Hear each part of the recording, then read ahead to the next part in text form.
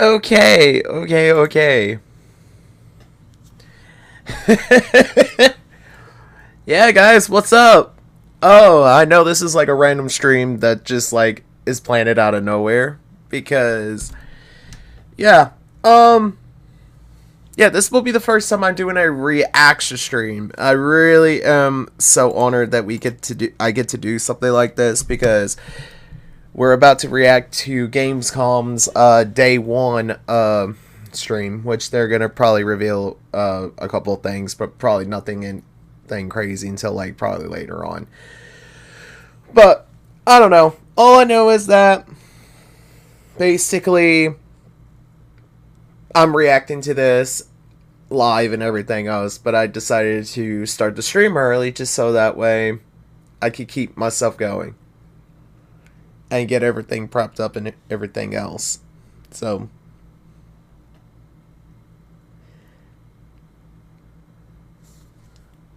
course, there's a bot account.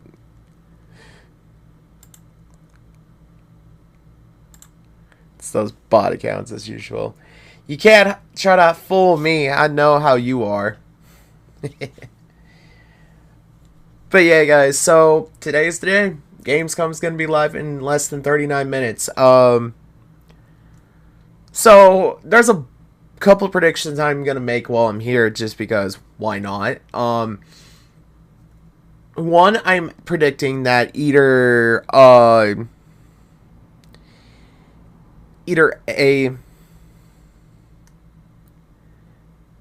I'm doing pretty good, Elias Gibson Animations. Hope you're doing well as well.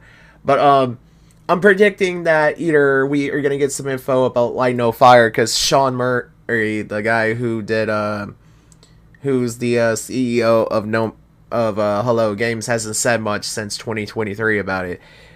Or we're gonna get a release date for Jurassic Park Survival, which that'd be kind of fantastic. Or whatever new games comes out. All I know is that this is supposed to be the biggest event. It's supposedly the biggest event. It's almost similar to E3 of everything.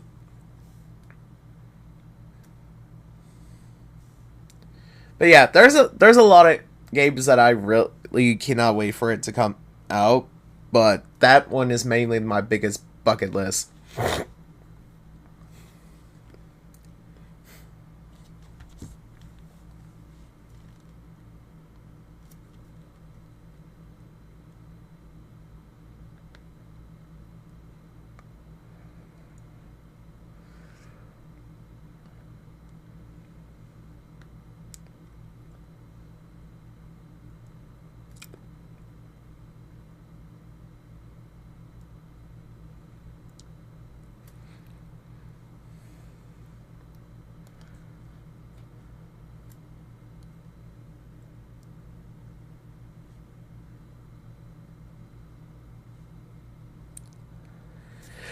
What up, Enrique? What's up, what's up? How's your day going, sir? I hope you're having a marvelous, wonderful day. I really hope your Tuesday's bound to be very well. While I'm at it, I know you guys don't care for Fortnite, but I might as well go check it, just because, why not? Why not? There we go.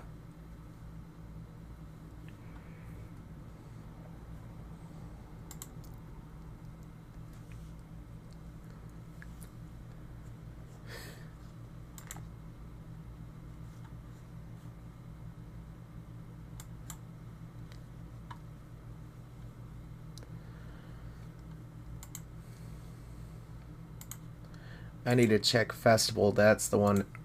Because the soundtracks usually get revealed. Alright, let's see. Really? That's it? Oh my god, come on. Why?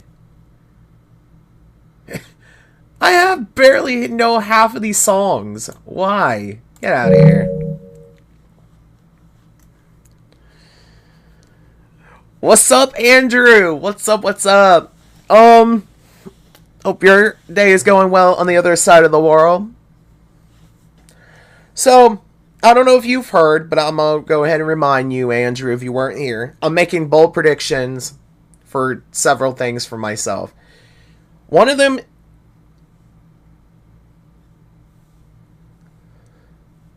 One, I'm waiting for more information on Light No Fire, because Light No Fire hasn't got any information since 2023, and it's been almost 2 years. It's driving me nuts.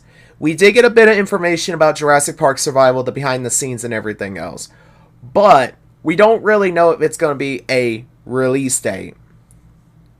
Well, we already know about Resident Evil Requiem 9, Andrew, so I mean, there's really nothing much to go with other than they might possibly show gameplay. That's about it. Little Nightmares 3, they should show at least a bit of gameplay, I feel like. But I don't really know about 9 though. 9, I got pretty much my information how everything's gonna go. So yeah. Oh! And by the way, how does the face cam look? Does it show me pretty well, guys? Like, does it show me pretty well? Like, tell me. Is it showing very well? Like, you guys can see me perfectly fine? And can you see the screen fine? I tried making the screen a little big enough to where you guys can see not only just my face cam, but also the live stream as well.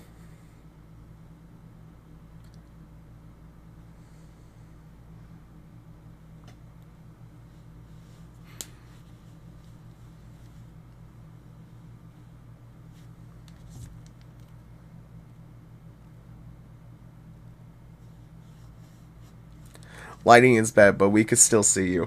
I can't really help the lighting part, because the lighting part's just because of the sun. I don't really have much light to go with, and if I turn on the one light, it's going to be bright. I mean, wait, hold on. Let me see if I can do some magic. Oh, lovely. Hold on, guys. We gonna try something. We gonna try. Now that makes me look like a frickin' peach. Okay, that should be enough. You guys can see me, right? That should be enough. That should be enough. Oh my god, I adjusted it for nothing. Bruh. Enrique, you made me adjusted it to 10%. That's on you, boy. Cannot believe this, man. Just made me adjust my brightness. Also, there are rumors we were getting a Little Nightmares 3 demo today, since it got listed on Steam today by an unnamed file.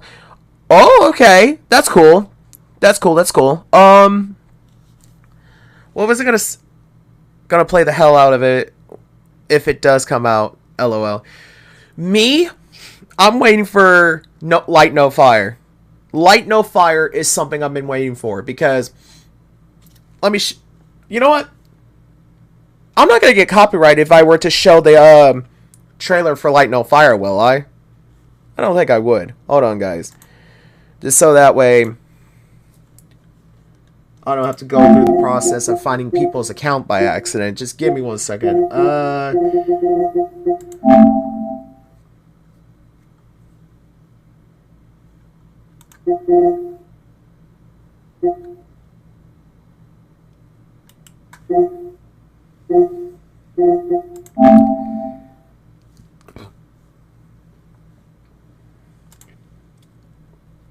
There he is.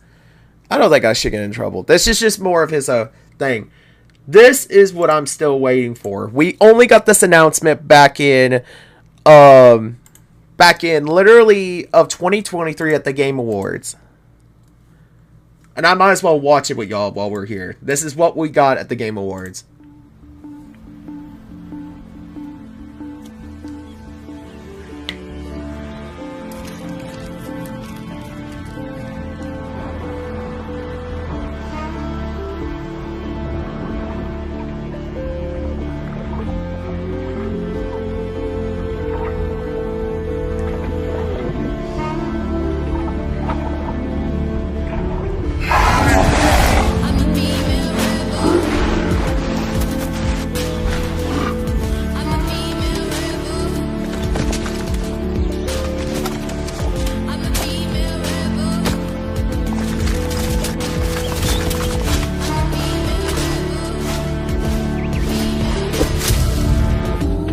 Isn't it the guy who made No Man's Sky? Yes!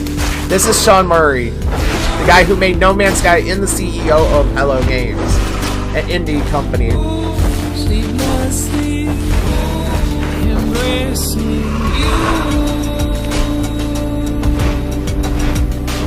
Realization grew on me as quickly as it takes your hand to warm the cold side of the pillow.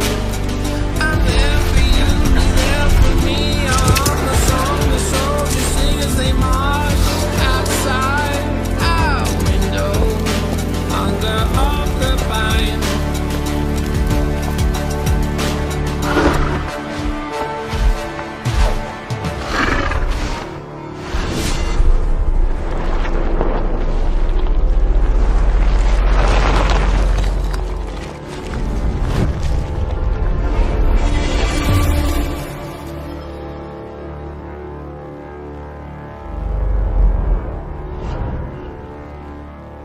That's what I'm waiting for. This trailer, when it came out at Game Awards 2023, 2 years ago, I fell in love with the game, play it, everything else.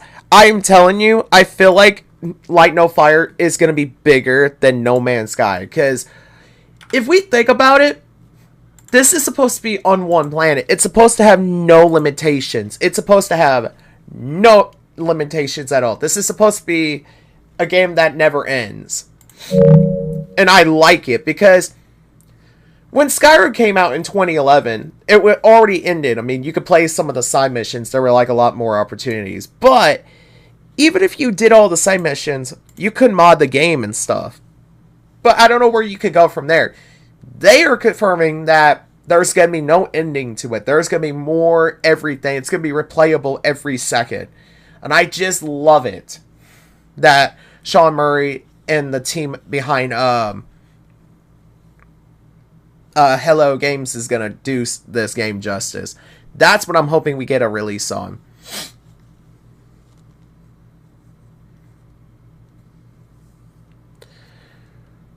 Reanimal probably won't get a trailer since we got one at the THQ Nordic presentation a few weeks ago. Maybe we might. I don't know. Oh yeah, that is true. Me and Enrique are just abusing the bots with timeouts. But yeah, I feel like we'll get a trailer, but I don't think it's going to be anything crazy. It might be the same presentation thing at the Gamescom. Because all we know so far is this. Okay, this is all we know so far.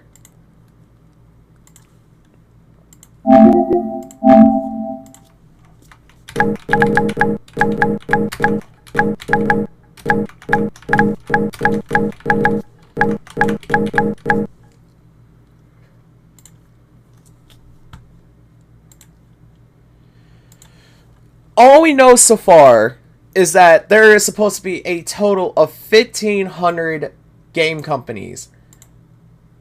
This is supposed to be almost like the E3 size of like all these companies.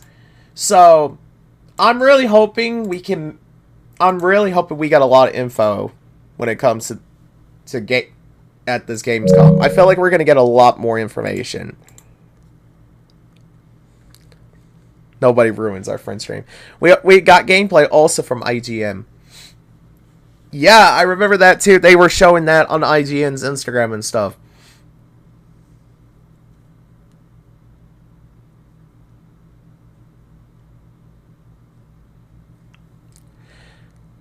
$1,500 game studios, pretty much. They said, from what I have been reading, this is almost the size of an E3 conference, which, if you guys already know, E3 was bigger than Gamescom. But now Gamescom coming in with the clutches and everything else, it's going to be pretty much bigger than anything right now. It's going to be bigger than Summerfest. And I have to say it, Summerfest was disappointing. We did not get anything good except for one game, and that was Resident Evil 9.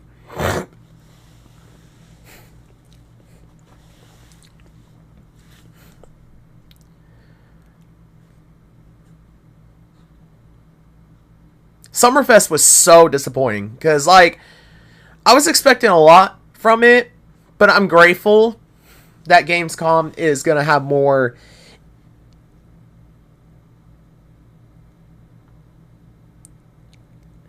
Bro, whatever the hell Terrorizer Studios is making with Reanimal, it might be on par with Little Nightmares, or maybe even top it. I feel like it's gonna top it just because they're not working on. Summer Game Fest was a snoo fest. Literally, it was. I feel like it's gonna top it because Terrorizer Studios basically is making Reanimal, which are the original creators of Little Nightmares 1 and 2. But the thing was, they dropped out of Little Nightmares 3 so they could focus on Reanimal, which I feel like it was a good decision on their part, but I feel like they should have just stuck with Little Nightmares 3, made it a little bit more scarier, because Little Nightmares 3, I don't think it's going to be as scary as 2 and 1 were. 2 and 1 were terrifying, especially when the people were able to gobble you up. That was terrifying. So yeah, I just feel like Little Nightmares 3 is not going to be scary. It's more going to be it's going to be like It Takes Two. It's going to be more like friendship thing. You have to basically work together and basically complete all the things that you need to complete. And that's what I'm hoping. We get a bit more horror, but I highly doubt it due to the fact that Reanimal is being developed by the original studio. But I don't know. We don't really exactly know. It could possibly work out. We could possibly they legally had to drop from Little Nightmares since they got bought by a company during the development of Little Nightmares 2. They could have worked on 3, but they legally cannot. True. That is true. THQ did buy them. How much did they buy them for? Andrew, do you know how much they bought Terrorizer Studios for? If you could tell me. I know it was like a lot of money just to get Terrorizer to join THQ Nordic. Or, well, Embracer.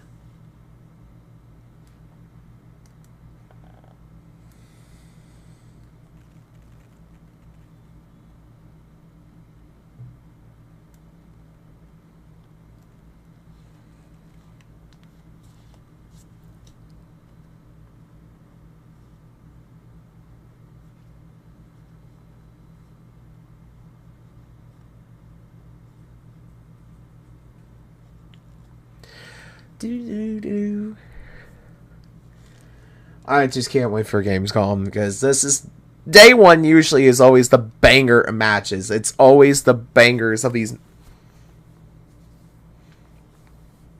whole entire thing. Like, I really hope Pronunciation, Terrorizer. Terrorizer. Okay, fair enough. Terrorizer. I don't really know how to pronounce them that well. Lol. Pronunciation. Lol. But they bought him for $10.5 million. Damn. Really?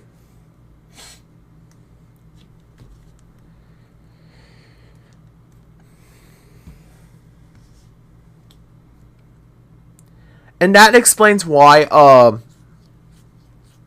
Reanimal was, I'm guessing, developed. Because they couldn't continue Little Nightmares anymore, so they had to go to a different route. That kind of reminds me with Dead Island a little bit. Dead Island 2's plot had to be changed because they had to send because Techland worked on Dead Island 1 and then Riptide, which was like basically a continuation of the first one but in a DLC form because it was not big. Techland was working on it, but they wanted to work on something else, and Deep Silver and them couldn't come to an agreement, so they went their separate ways and basically developed Dying Light 1 and then Dying Light 2, which 2 sucks. And yeah, I just really hope Dying Light, The Beast Within, or whatever it's called, Dying Light Beast, I think it's called. I hope that one turns out to be good because 2 was just, for what I heard, terrible.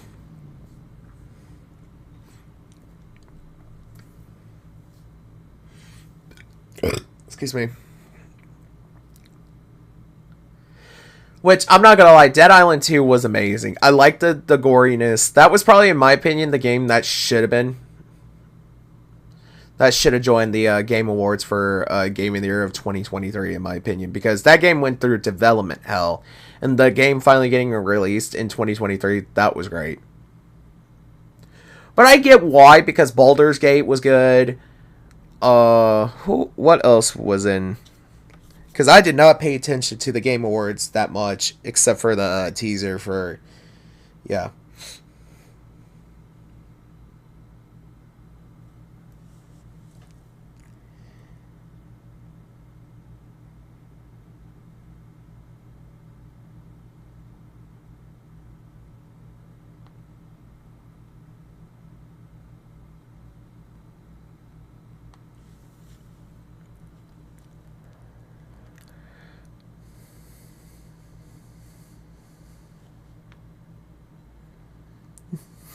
What game? No, I know that, but what was in the...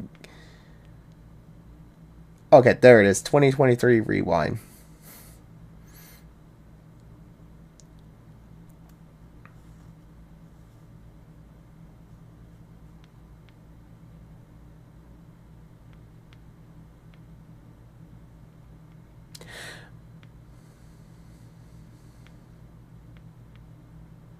I guess it's not going to show me to see what it was competing. Resident Evil's 30th anniversary is apparently going to start today. It isn't until March, but celebrations are starting today. That's good because they just released finally Resident Evil 2 and 3. It's about time the original classics came to PlayStation. I've been waiting for those for almost a decade, ever since number 1 was getting re-released several times, because it was re-released in the PS3, then released on the PS4, and then the PS5. So I'm excited to see that Resident Evil 2 and 3's classic versions are now getting released to the PlayStation 5 coming this year. I started Resident Evil 2 OG this morning, actually. What do you think of it? I feel like the original was way darker than the actual PS5 version, like the remake. I mean, that's how I feel about it, just because Resident Evil 2 was really good for what it was and everything else.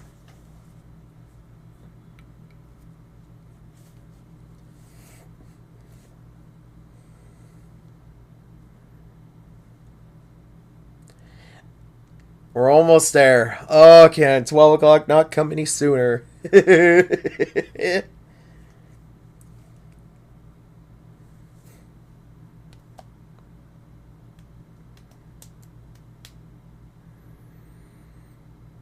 What? Someone in the chat just mentioned President Simulator. What is wrong with you? Who dares put President Simulator on any console or PC as a whole? That's just wrong. So far, it's solid. Leon and Claire looks like Barbies and Ken and knows. Hey, listen here. That's how graphics were back in the 90s.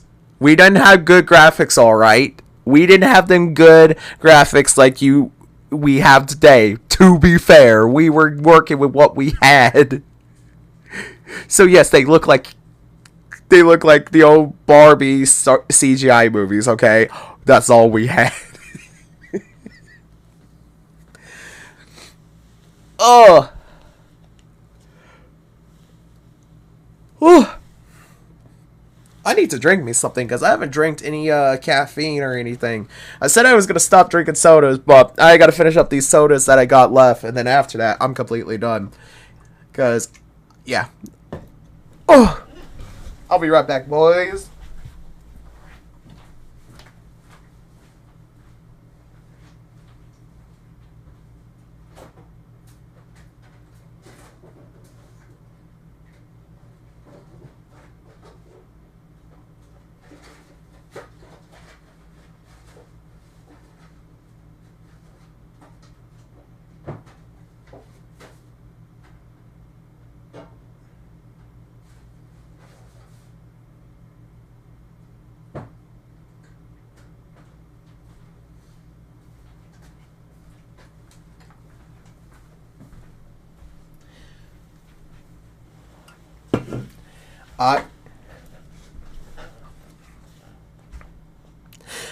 I am aware. Parappa the Rapper PS1 confirms this. Everything looks so bonkers in age. I hope we get the ultimate game soon. Enrique Why?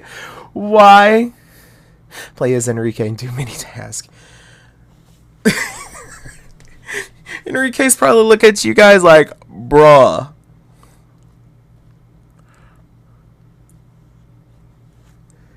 He's probably looking. Also, guys, Pepsi Cola from Pepsi, not a sponsor, but I'm gonna have me some caffeine right now. Get myself hyped. Cheers, guys.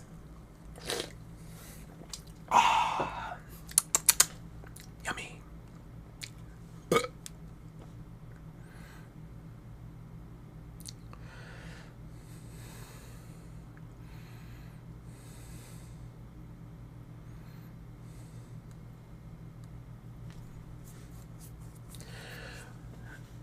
But yeah, I honestly cannot wait to see what's going to get revealed. I do know indie games are going to get revealed at Gamescom, because Gamescom is known for indie games.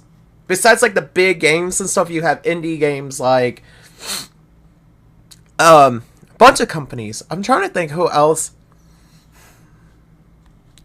you know, is big, or like indie games everywhere and stuff.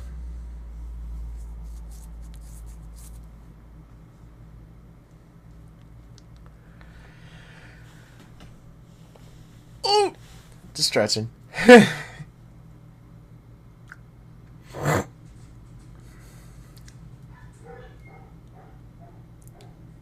God, them dogs are gonna bark like crazy. Oh, I really. I would collapse if they show a new Banjo game, hypothetically.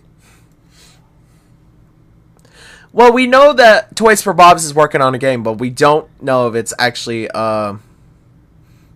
we don't actually know if it's actually gonna be a Banjo game. I mean, they teased a little bit of it that they could work on it, but honestly, we don't actually know if it's actually gonna be working on it personally. But we don't really know, because ever since they separated in 2024 last year, they don't really have nothing to do with the company of Activision anymore and stuff like that. Where the bloody hell have you been, my security guy? I've been waiting for you to get on here. I needed you on here like a few minutes ago. Man, you disappoint me in every level. I'm about to give Andrew and Enrique the promotion of head security if you don't come in here. Boy. They are working. Oh, they're still working with Xbox? I thought they went on their own, though. How is that possible? If they are working with Xbox, how is that possible? Uh-oh. Oh, my computer just went dark for a minute. Uh-oh. My stream didn't cut out, did it? Oh, thank God. It didn't cut out. Thank God.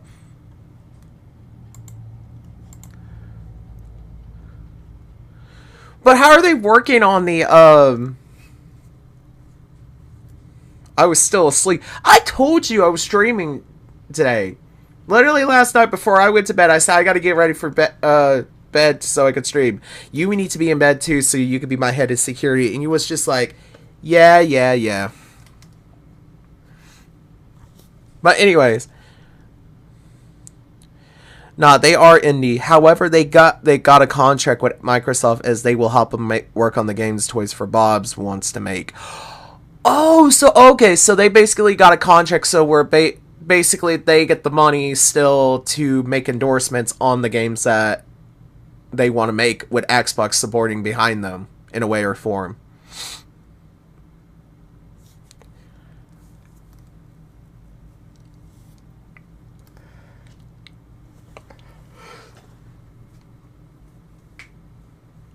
Ooh.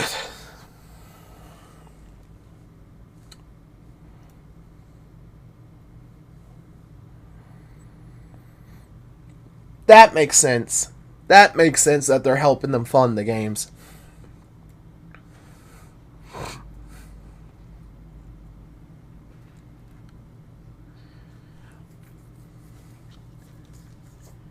Oh, I cannot wait. Give me Gamescom!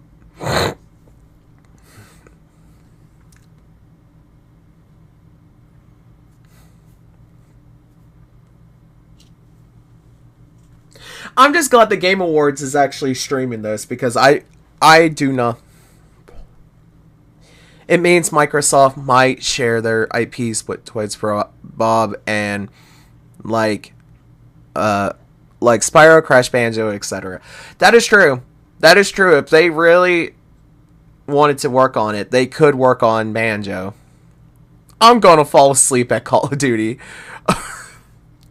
I agree. Call of Duty, in my opinion, I'm starting to get to the point where Call of Duty is just a joke project. It's not, excuse me, it's like a joke project.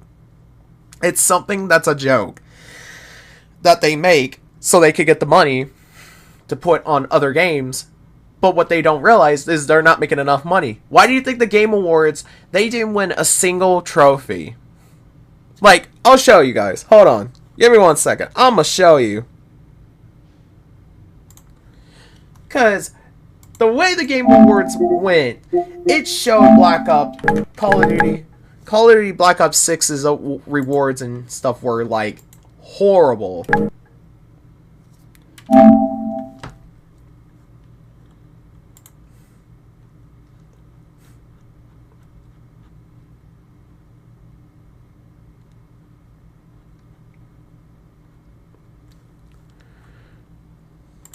Like, look at that! At the Game Awards, nominated. That's all it got. At the DICE Awards, nominated. Game Developers Choice Awards, honorable mention. British Academy Games Award, nominated. People just don't care. Call of Duty is not what it was back like in the 2000s. Brown! Yo, Brown! What is up, my dude? What is up? Holy shit, it's Brown! My dude! It is my dude, Brown.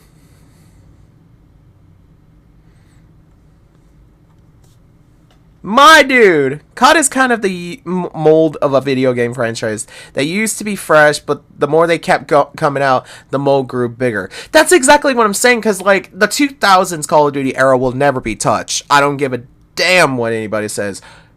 The early 2010s, let it slide, because Modern Warfare 3 came out, Black Ops 2 came out. That's it, like... And Ghost. Ghost was good. I don't understand why Ghost was hated, but Ghost was not bad. I hated Black Ops 3. Modern Warfare Remastered came out in 2016, so that was great. Black Ops 4 was terrible, because it brought in the Battle Royale and no story modes. That sucked. Modern Warfare 2019 was good. Black Ops Cold War was a mid. Modern Warfare 2 was great. 2022's version was great. It just, what they're doing is they're trying so hard to just rush it all out.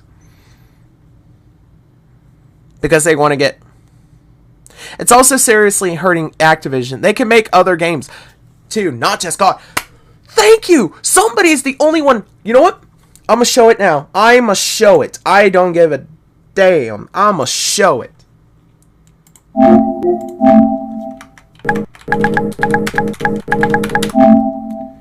This is a good example of what Activision could do. This is a good example, guys. Right here. All these games. Look. Right here. Activision. Activision. Oh, come on. Activision. Activision.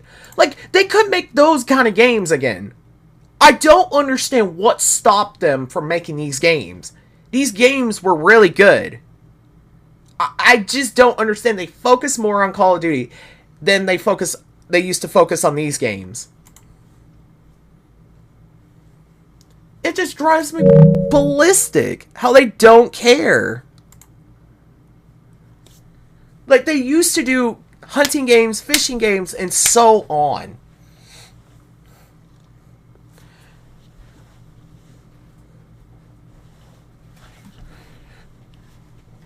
It's not even the money. It's because people don't care for the kind of hunting game anymore. They don't care for hunting. Not a lot of people care for fishing either. Because why do you think the company that was working on the one game, the Angler, they canceled the content last minute because after getting poor feedback and everything else and whatnot, they didn't want to continue working on it. Plus, Chicky Chick, that was part of the team, retired. It's not money. It's just because people don't care about hunting or fishing. And it sucks to say it, but people do not care about fishing and hunting anymore. And it hurts. The only game that people actually cared for is 2 hunting games. One by THQ Nordic, which is The Way of the Hunt. That's a good game. And The Hunter Call of the Wild. That's the only 2 games people care for. Other than that, the Angler was just left to rot because the fans did not care that much for it.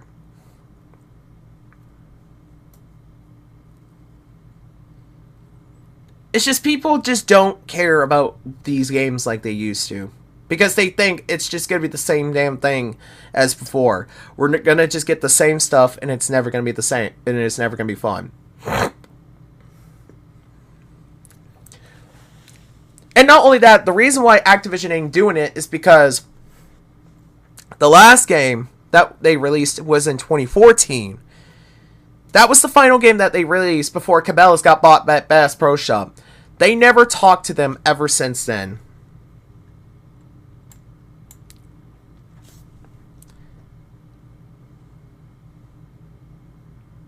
Because the old man that owned Cabela's passed away in 2014. His brother didn't want nothing to do with the business, so he sold it to Bass Pro Shop, and Bass Pro Shop has basically pretty much the rights to the games that they wanted to go for it.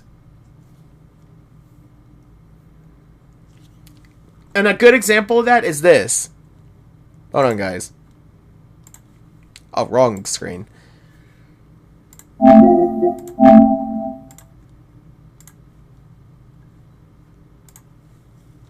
This right here, guys, is called the Hunt Championship. Cabela's The Hunt.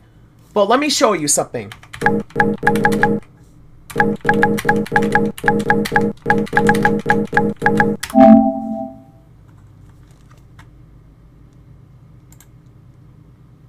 See? The Hunt Showdown. The Hunt. They basically copy and paste the title with Cabela's thing on it. Which was the laziest thing you could do. Same goes with the strike. Here you go. The strike.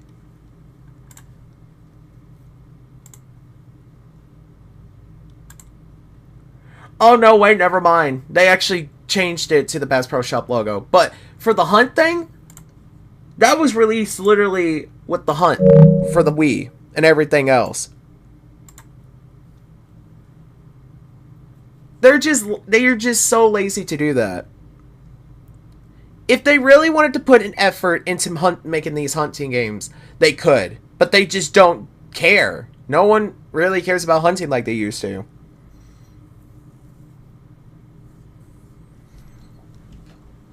Anyways, guys, it is almost time for the Gamescom. It's almost time. Gamescom is about to start very shortly in a minute. So I hope you guys are ready.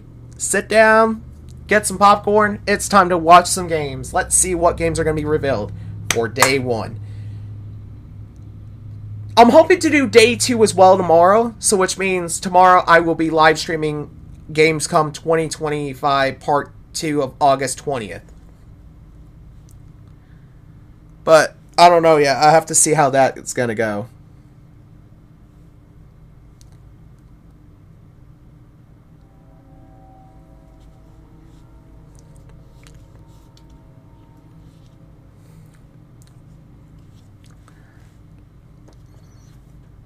Alright, boys. Alright, Andrew. Alright, Enrique. Alright, Ricky. Are you guys ready to see what games are going to be revealed?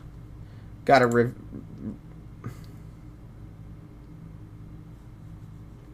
there we go. Just had to reload the page so that way we got this going. So, come on, Gamescom, give me what you got.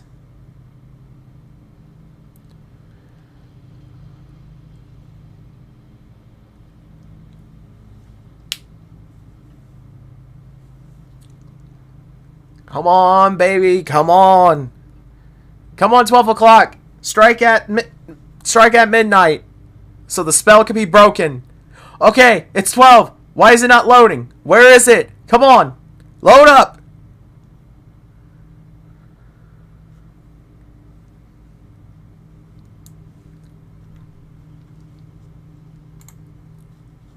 I gotta refresh the page. Come on. Why is it not going? It's August 19th. What's going on?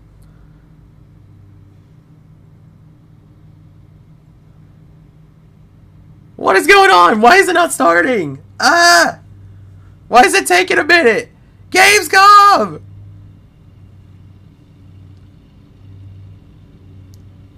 That's what I'm saying. Come on! Let us in! Let me in!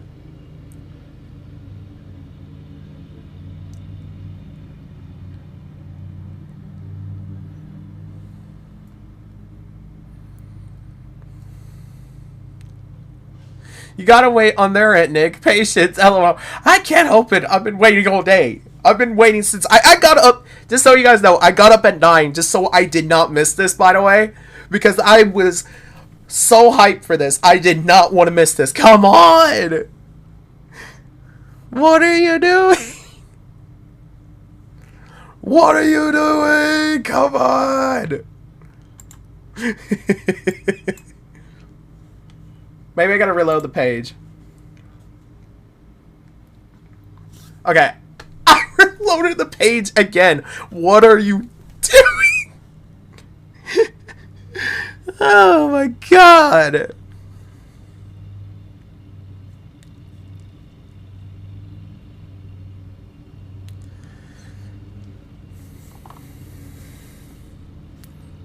Technically, you waited all morning, not all day.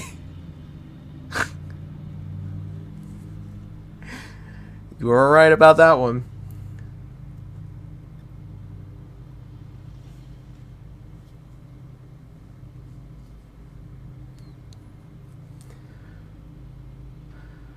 Bro, come on!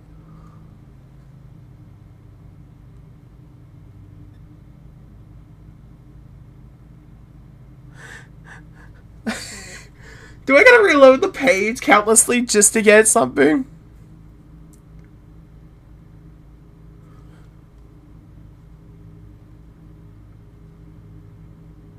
Come on! Let us go! Let us open!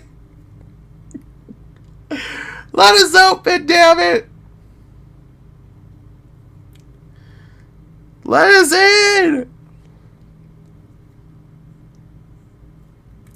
Oh my god.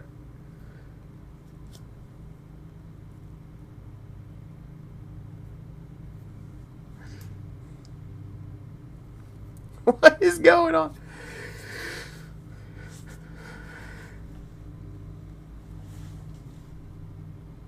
Andrew, you seen this? Where did Andrew go?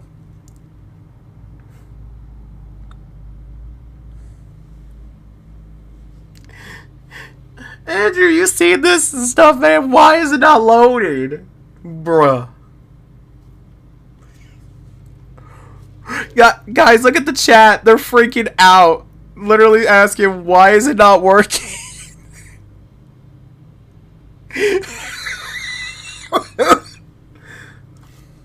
Bro, people are saying they're late again. LOL. Literally. That's what I'm saying. What are y'all doing?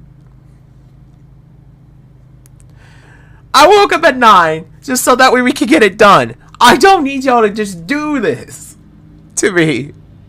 I could have gone back to bed if they was gonna pull this.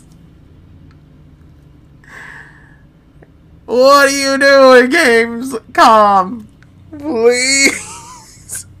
I beg of you. Where is it? Even the reloaded still not working. What's going on?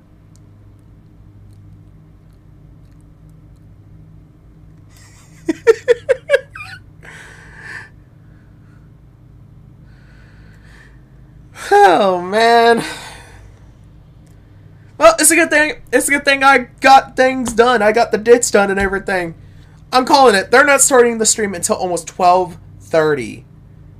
I'm calling it. They're not starting the stream until almost 12:30 or even 12:15, if that.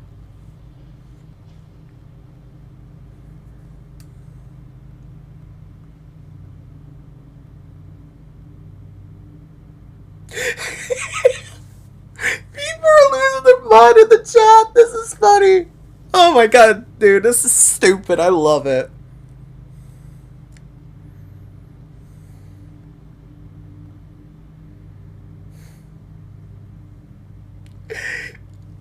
Gamescom, what are you doing? Ricky, you see this nonsense? You see this nonsense? It is going to start at 12:30, which I obviously knew. Why would you set it? Oh, I know why. Because they're putting people on A. People are saying they're late. Oh, this is great. I love it. I gotta go wash my hands, y'all. This is ridiculous.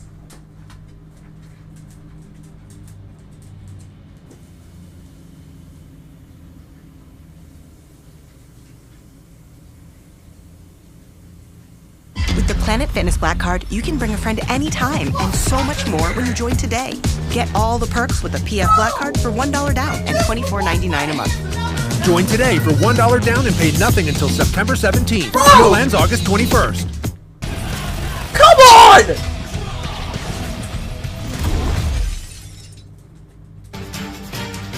Okay, it's just the pre-show. I can deal with that.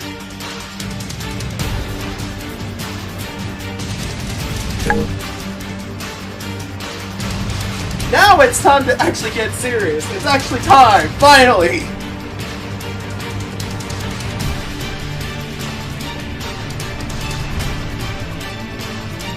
Thank God it actually happened. I was like worried for a bit. I was like,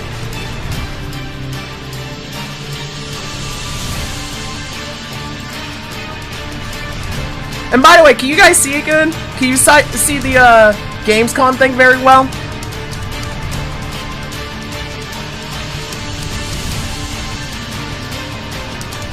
And can you hear the audio by any chance? Can you guys hear it very well? Loud and clear?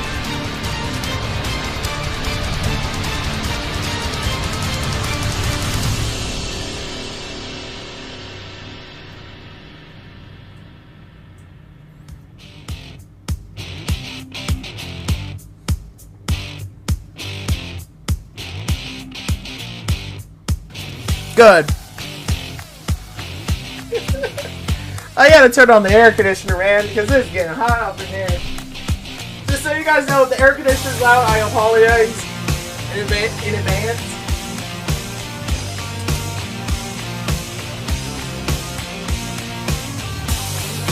I got so much stuff in here. Oh.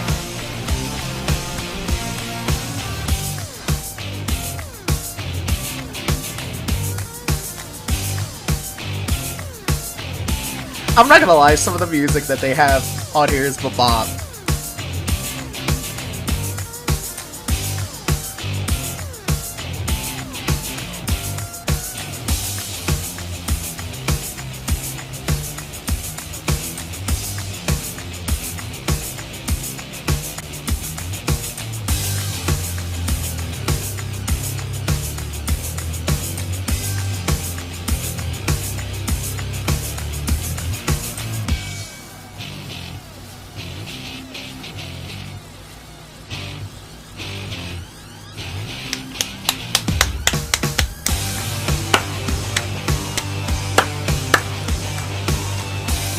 Just turn it down for a bit.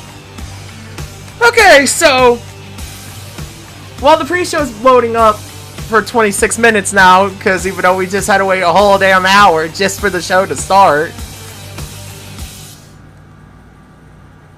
Bruh.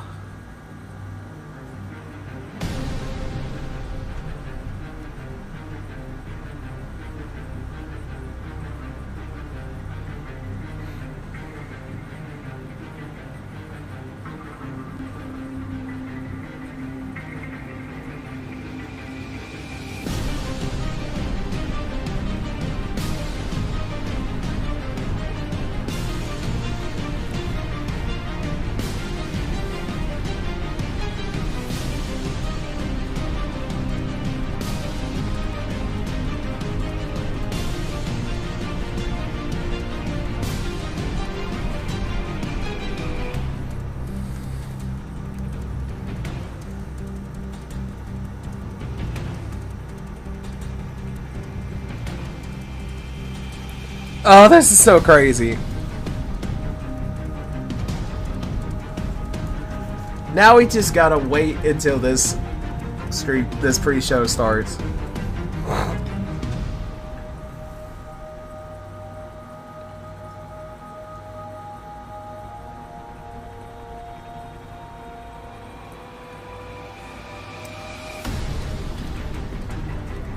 Of course it's one of the bots. They have returned.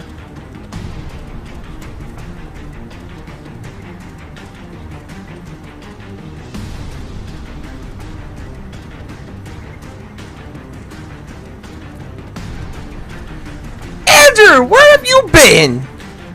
Where the bloody hell have you been?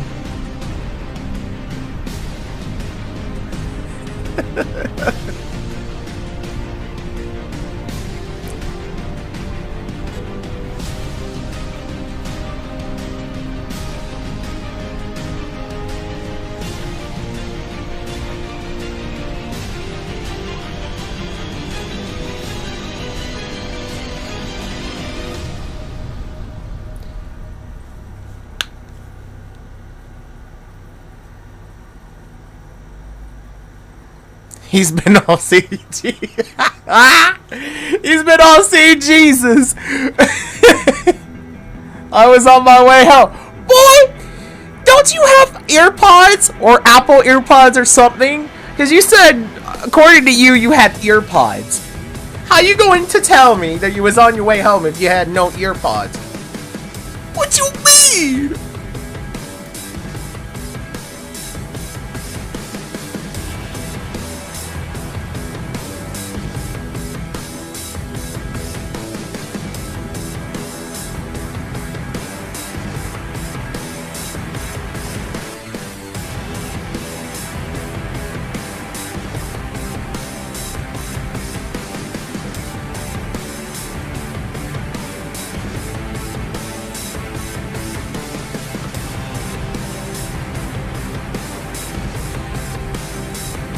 "22 minutes until the pre-show starts." No, I was in a conversation with my family. Was you getting in the zone about Little Nightmares 3? Because I know you, Andrew. You all about Little Nightmares. Was you in the zone?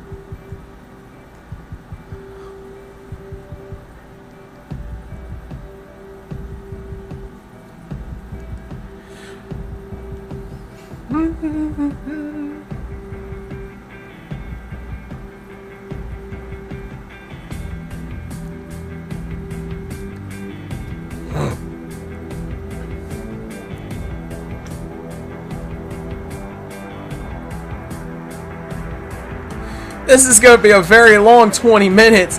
That's what I'm saying.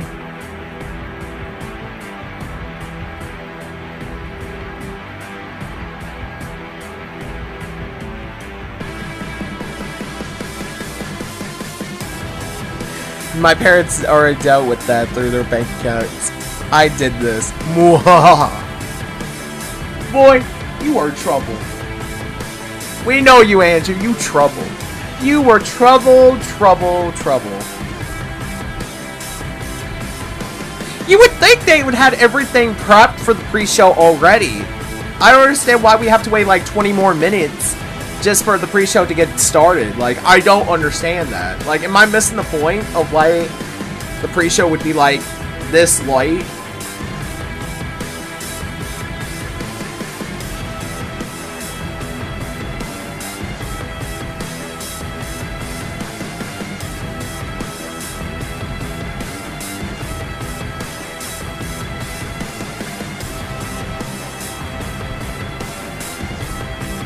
I'll be right back again. I'm gonna spend half of this time taking a shower. Oh, of course you're gonna take a shower. Alright then. Don't be late though. Me, I'm just gonna sit here, just wait till this countdown is done.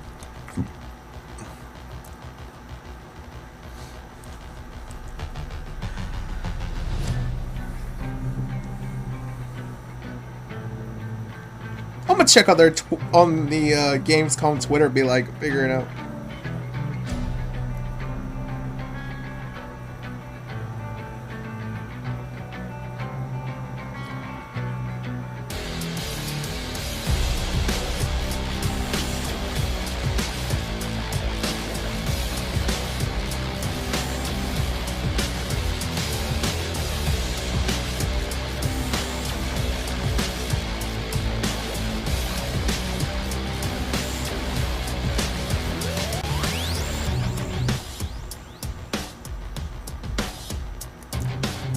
Doesn't say anything. Bruh! Come on! What you doing?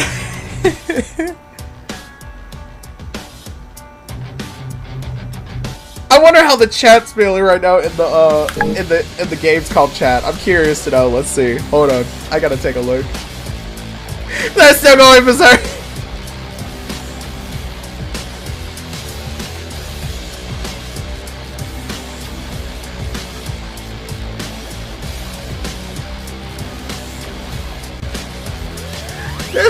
Why is it every time I look at the chat they start going political? Like, boy! Could we not have anything political in this chat? Like, bro.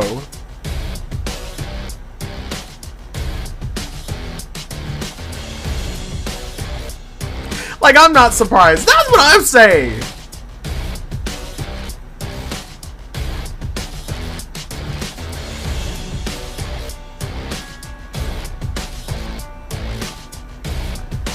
Like, This chat is so out of their minds.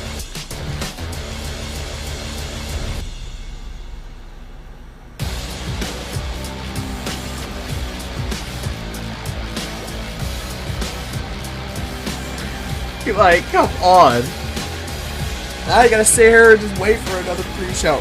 If you guys want to ask me questions or ask me something, do ask, because I'm just gonna be here sitting, waiting for this Gamescom thing to just actually get ready.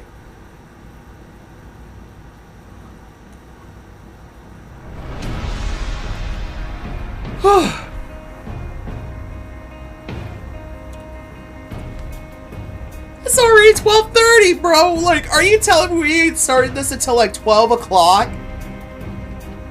I mean, not 12 o'clock, 12:30? Because if that's the case, bruh.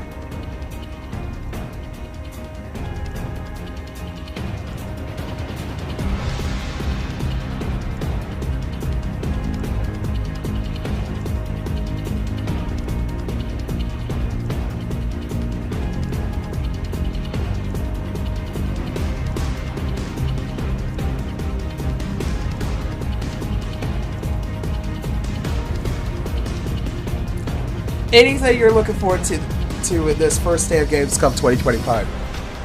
Excluding Light No Fire, I'm hoping we get like some good games coming out in 2026 next year, because all we know so far is that the PS4 will be discontinued. Good lord. If you hear some mowing in the background, that's my dad. That's Dad Blue Jay mowing the frickin' yard. But no, if we can get any good games for next year in 2026, something that actually looks really interesting, I'll be all down for it.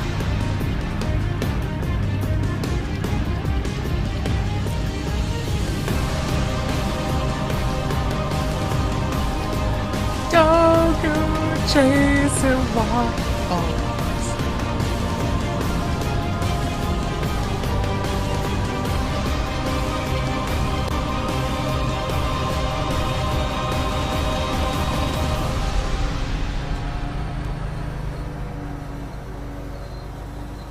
Hi, Nova.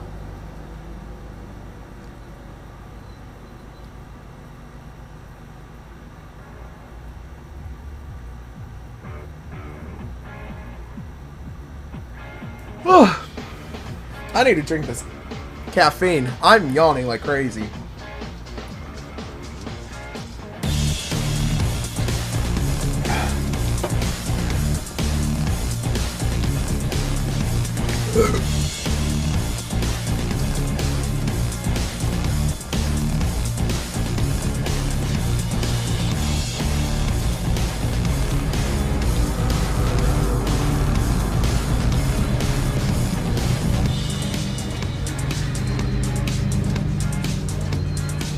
Why are you gay? Seriously, Enrique, you had me to do the meme of why are you gay? Now, I know who's gay in this chat, and I hope he's watching. Ricky, you gay!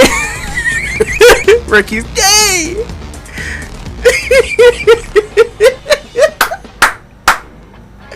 Oh man, he's going to kill me when he sees me the next time. He's gonna look at me and be like, "Boy, shut up."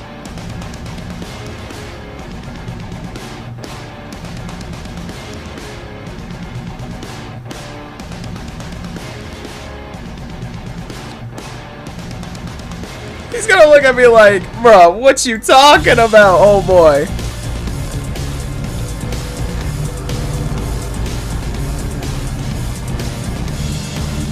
Hold on, guys. There we go. For some reason, I noticed an adjustment. Oh god.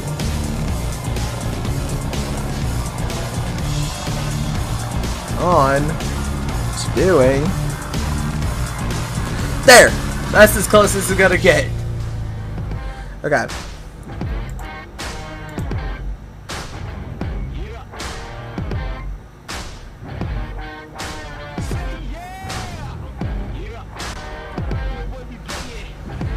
At least y'all can still see it, regardless.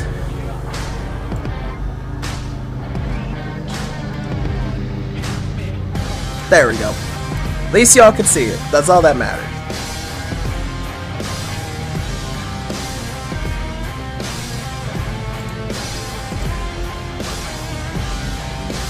I had to adjust it a bit more.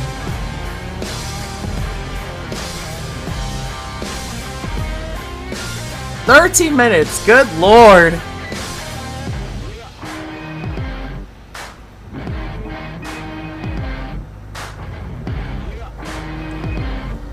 I swear, man, the people behind this this kickoff show, or the pre-show thing. Oh man.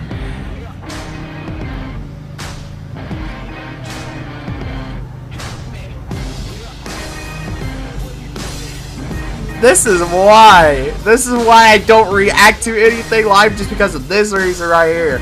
But I don't care, because at this point, if I know it's gonna be worth waiting for.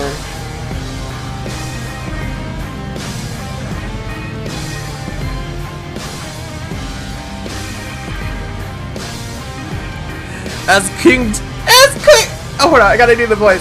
As King Julian once says, "How long is this going to take?"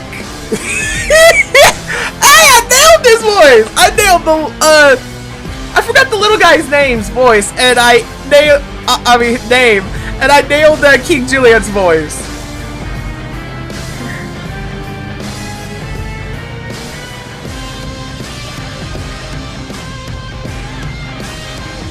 I forgot the little guy's name. I just cannot remember his name. What's his name, Enrique? What's the little guy's name? The one that literally helps.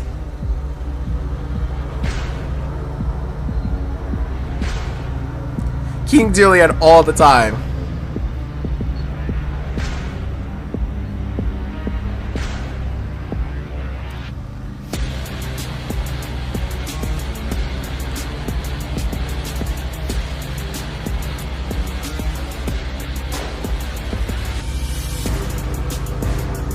Alright, now we're on the 10-minute mark. Thank God. Now it's actually getting closer and closer by the minute.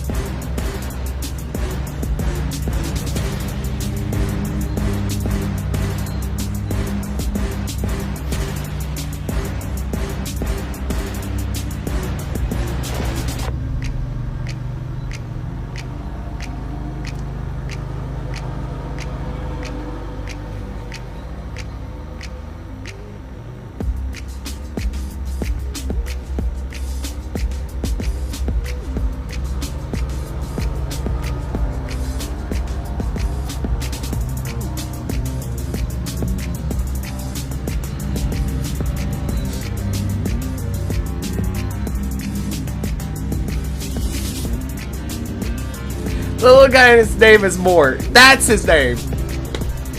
Mort is his name. That's who it is. Come on, let's go, Gamescom. We got this in the bag. Let's go, let's go. Come on.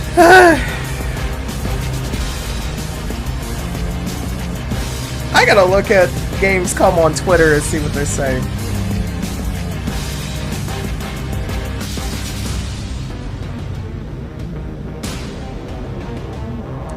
Bruh! What is this? What is that?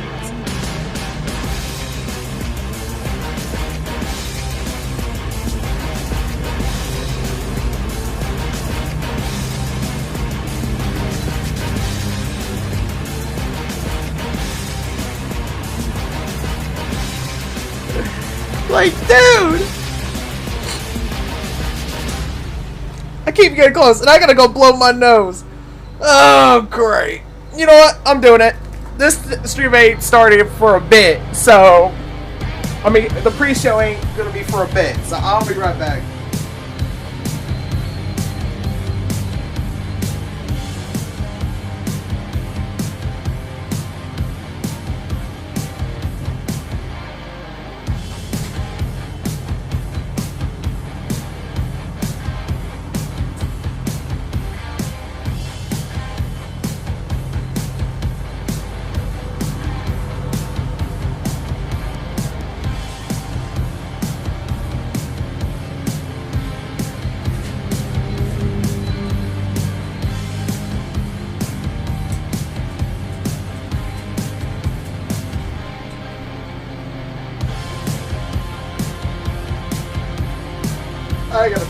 put this back in.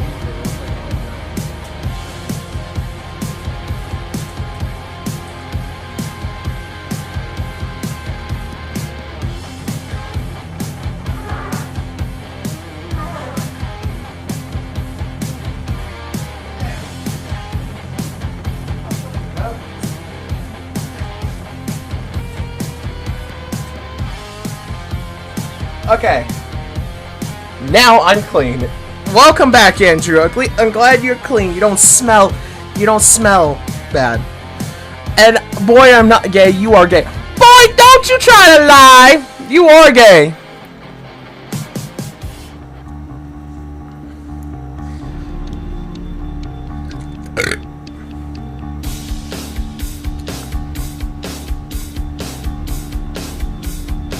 By this point, they might as well do the fucking kickoff show literally early, because the pre-show is literally going to be only lasting for like only a few more minutes. Because let's see, 6, which would be 29, 30, 31, 32, 33. So they're going to start at 12:34 to do this kickoff show, if I'm correct. Am I editing the math right, or am I thinking this wrong? Like, tell me if I'm editing the math wrong. I don't know.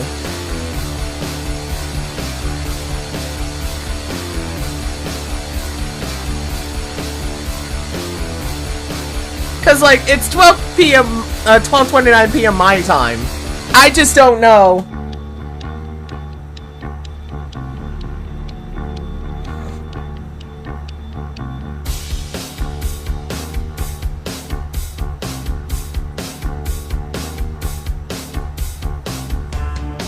More like 12:35, though. You were close. See, I knew I was close, but I wasn't really sure. Okay, 5 minutes. Thank God, we are getting close to this, man. I've been waiting all morning. Why you always gotta do this to me? We're close, people. Let's go.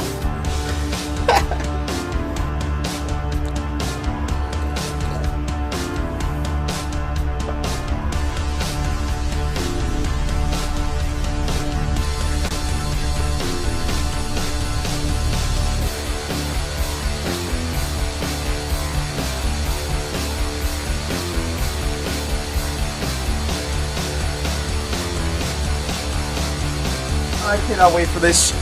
I can't wait for this to start.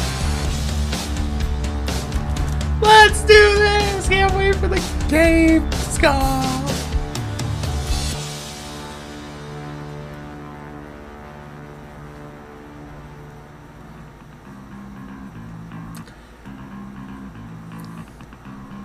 It's almost time, people. 4 minutes now.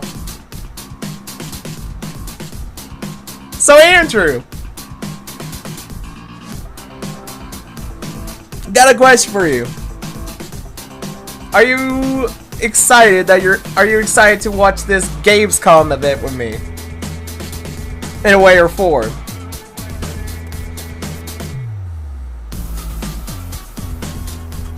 Enrique game. What? I did not say anything about Enrique. I said Gamescom. Come on. Where the heck did you get game? Oh! I get it now. Oh my god, I didn't get it until just now. Oh.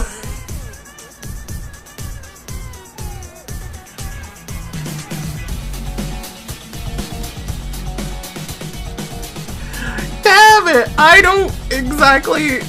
I got Enrique. Enrique, you don't need a game anyway. You don't need no game.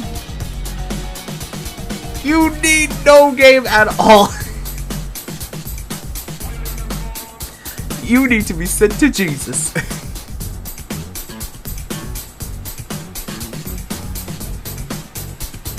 Honestly, I'm fine with Gamescom. I don't mind being on the chat, though. Thank you, Andrew. I do appreciate that.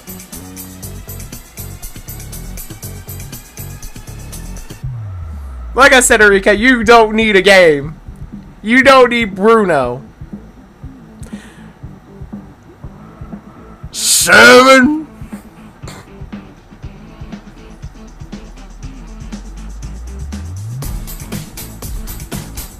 Alright, 2 minutes now. Oh my god, I'm looking forward to this.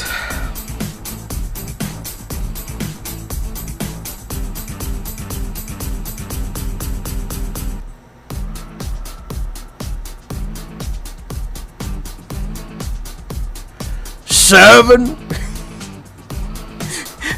Oh my god. Only Enrique and Andrew would get that.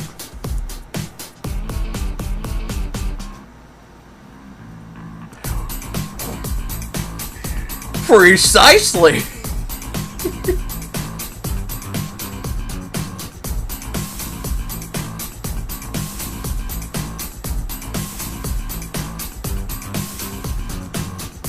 Alright, here we go. 1 more minute. Oh, thank God. I was about to lose my mind.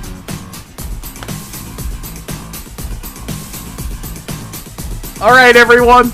Now, wait 1 more minute, and then there will be time for the pre-show of the Gamescom opening night live.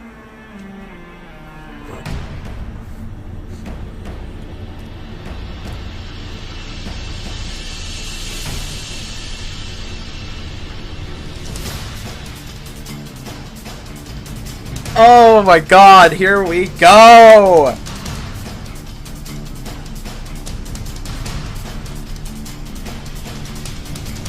It's time, it's time, it's time, it's time for the pre-show to start.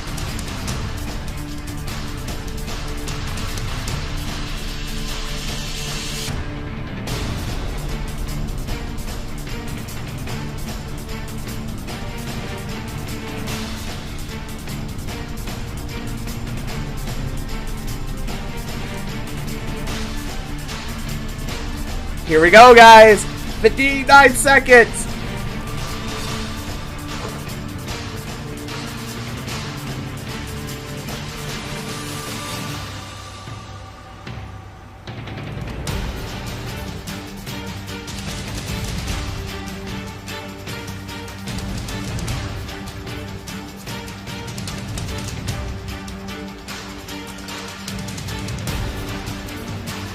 Seconds! Let's go!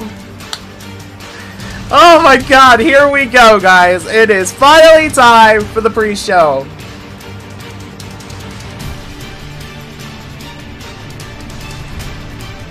$15, $14, $13, $12, $11, $10, $9, $8, $7, $6, $5, $4, $3, $2, $1. Let's go! Time for Gamescom!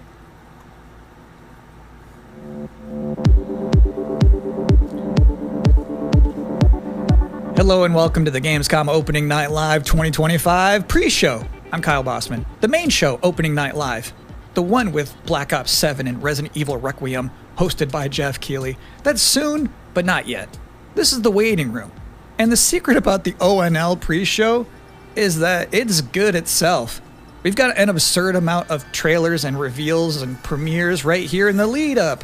So let's not waste another microsecond. Here's a brand new game reveal. Yo, remember me? Your old pal Bubsy? From all those classic games you loved. Was it something I said? What could possibly go wrong? Wow! Forget about that. Let's talk about the new one. Bubsy 4D. Now this I like. Wow! Where are we going next? Don't mind if I do. Psych! I forgot about Bubsy. This was a game I did play. Do any of these outfits come with pants?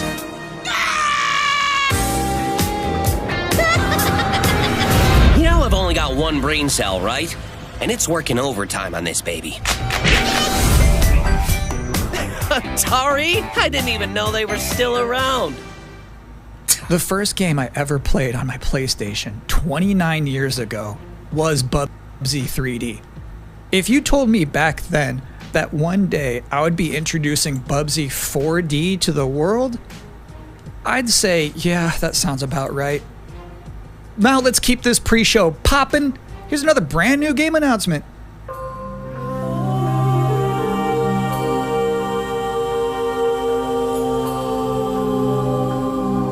The Cyclones won.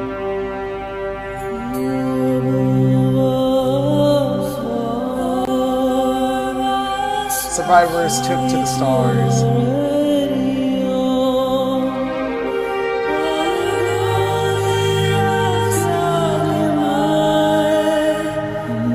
In search of humanity's only hope.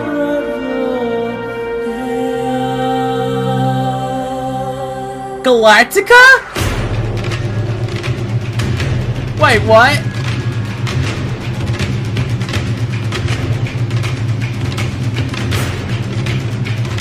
Yeah, I was definitely not thinking what I was thinking. No matter the cost.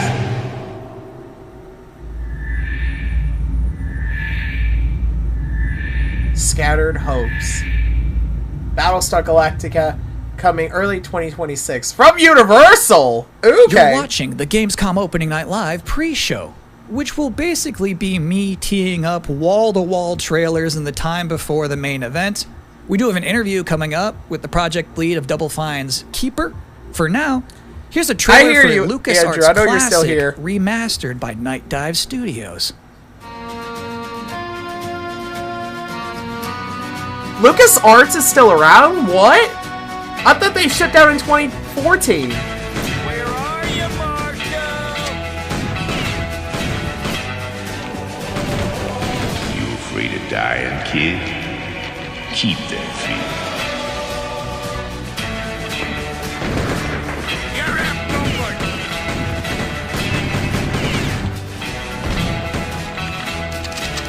I thought they shut down in like 2014. Gleaming city rising.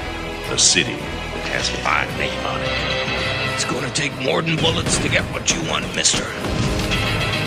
Once a lawman, always a lawman.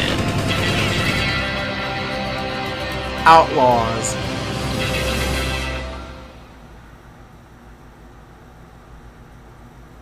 That sounds really interesting. Wow, that's maybe crazy. I was exaggerating a little bit when I said this pre-show is filled with exciting and really good trailers because it's my job. Normally you'd be right. However, sometimes a trailer is actually just unmistakably exciting and really good, like this one.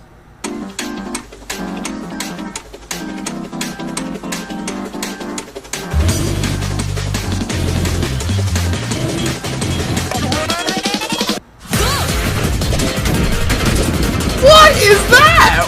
What?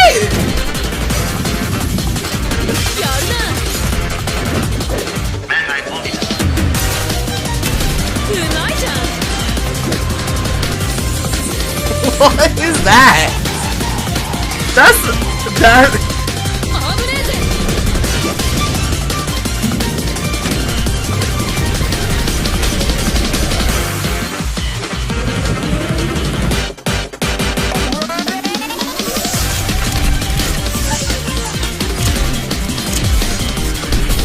Okay. I have no idea what this game's called, but whatever it is, it looks... Day-Shot Attack. In this year's Xbox Showcase, Double Fine announced their first new game since Psychonauts 2. It's called Keeper.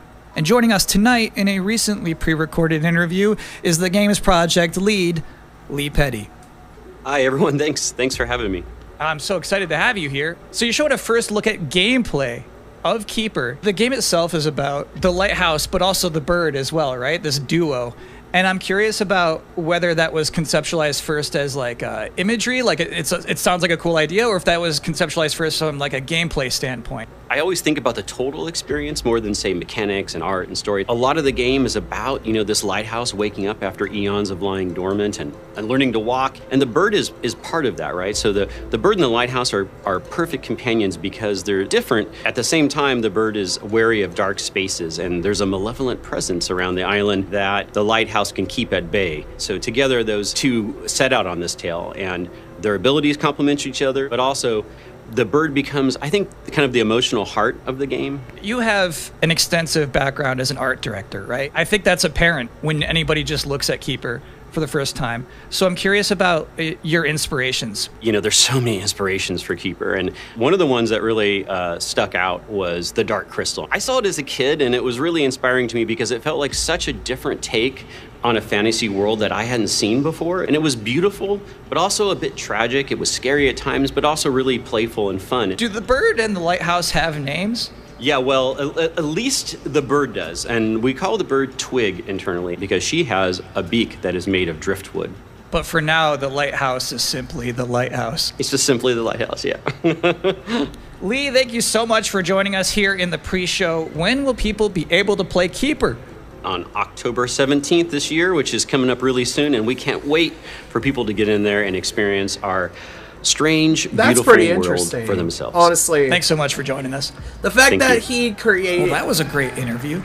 And if you thought this pre-show couldn't get any more masculine, buddy, watch this. At last, Castle Grayskull is mine. Not so fast, Skeletor. He-Man, oh my god! He-Man and the Masters of the Universe, Dragon Pearl Destruction coming soon to all platforms. Yes, it's He-Man and the Masters of the Universe, Dragon Pearl of Destruction. Intense beat-em-up action that puts the power in your hands. Wow, oh my god! Fight for Eternia with 4 playable heroes, classic arcade controls. It's powered-up pixel perfection for your gaming console or personal. Dude, I remember He-Man on He-Man and the Masters Cubo of the back in the Universe, day. Dragon Pearl of Destruction, coming soon. From Limited Run Games. Thanks for joining us here at the Opening Night Live pre-show. We're only about halfway through. It's a sufficiently chunked up show. And just to prove my point, here's a new trailer for Absolum.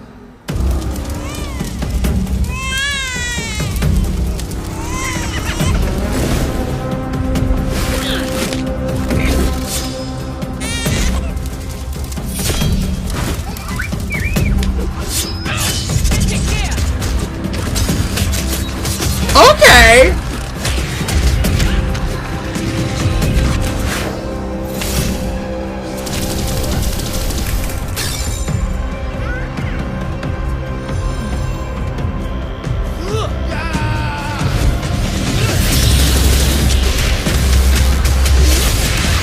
That kind of reminds me of Amphibia a little bit. The animation reminds me of Amphibia.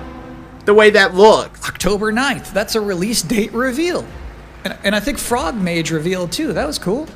Now, if you'd like to take a break at this moment, maybe grab a water and some snacks, I really can't recommend it.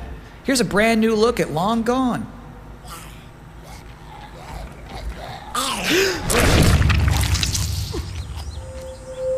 Well, damn!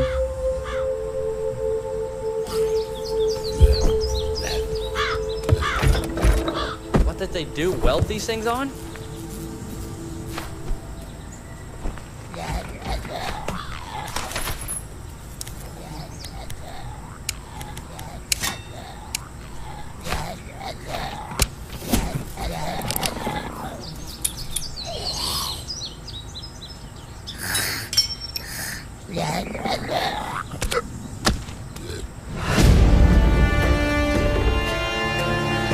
That is so...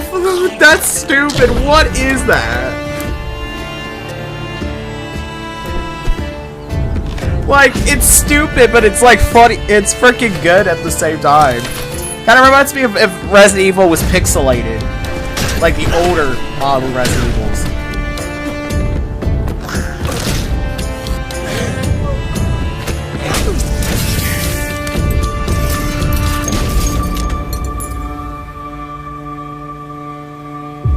Long Gone.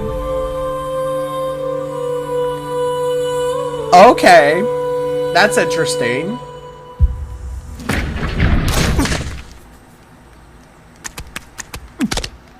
Sometimes, frankly, I'm impressed by the amount of nice worldwide reveals they book for this show. Here's another one.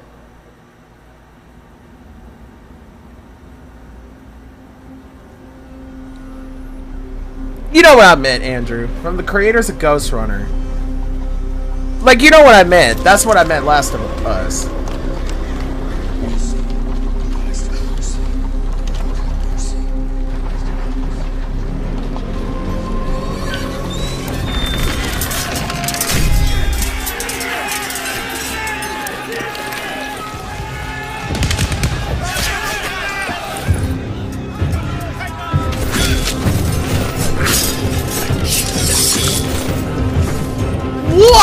the hell? Holy damn!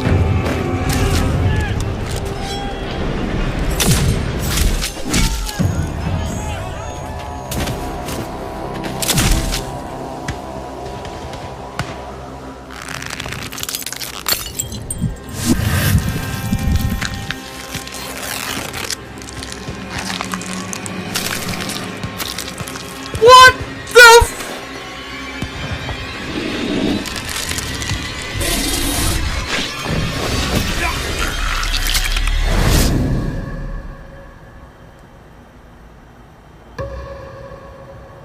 What was that?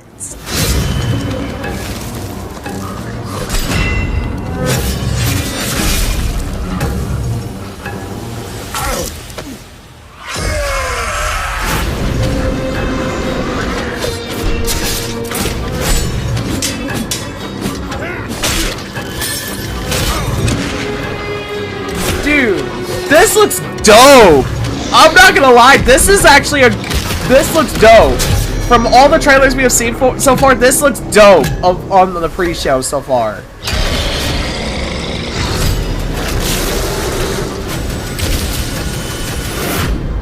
Valor Mortis. That is interesting. So it's my sworn duty as pre-show host to make people excited about Gamescom opening night live. Thing is, you can't just tell someone to be excited. You can't just say, y'all excited, and expect people to start clapping. You have to give them a reason to be excited. So, here they are, the top 10 reasons to be excited for Gamescom Opening Night Live 2025. Number 10, hearing people make noise when someone asks if they're excited. Number 9, a new trailer from The Outer Worlds 2. Number 8, the emotional adventure of seeing a new game for the first time and not knowing if it's free to play or not until the end of the trailer. It's anyone's guess these days. Number 7, Ninja Gaiden 4 is showing up, and every time there's an Azuna drop, someone in the audience always goes, yeah! Number 6, knowing there's no Silk Song, understanding there's no Silk Song, but still thinking, what is the Silk Song? I don't get that. Number 5, Ghost of Yote is in this? This PlayStation just had a 19-minute gameplay blowout. You have to wonder what they've been saving for Gamescom. Is that Wolf gonna do something crazy? Number 4, Silent Hill F going full freak mode. Number 3, watching game designers develop their public speaking skills in real time. Okay. Number 2, the worldwide reveal of Call of Duty Black Ops 7. Now you might be saying, didn't that already happen a couple of months ago? No. That was the teaser. This is the worldwide reveal. And the number 1 reason to be excited about Gamescom Opening Night Live 2025, Resident Evil Requiem. Yeah! Just announced this at Summer Game Fest. Yes, Resident Evil. See you at Gamescom. Well, look at the time. It's Gamescom. Or it will be in a matter of minutes. You're still in the pre-show. But how about a new look at Planetverteidigungskanonen Kommandant?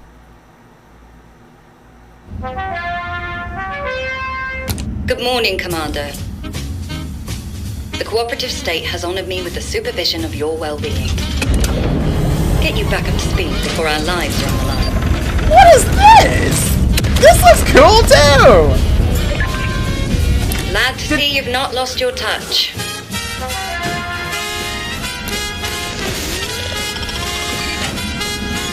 Is this like a cannon simulator game where you use the cannon to blow things up? Multiple separatist vessels approach. They wish to eliminate this facility. Destroy them before they do.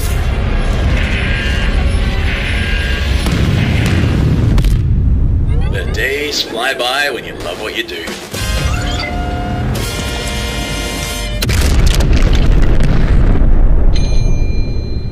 Okay then.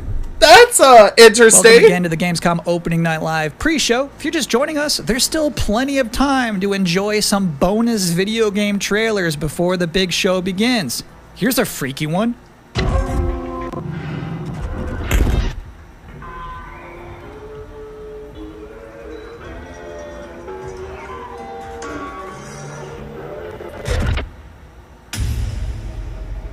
That's Starfield. I think that was just Starfield or Outer Worlds.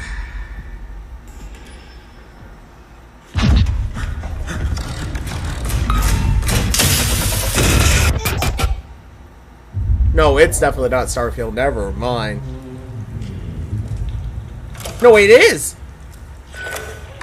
No, it's not. What is this? This is throwing me off. It's like a horror game. But it's mixed with like Starfield. Like, I'm so confused.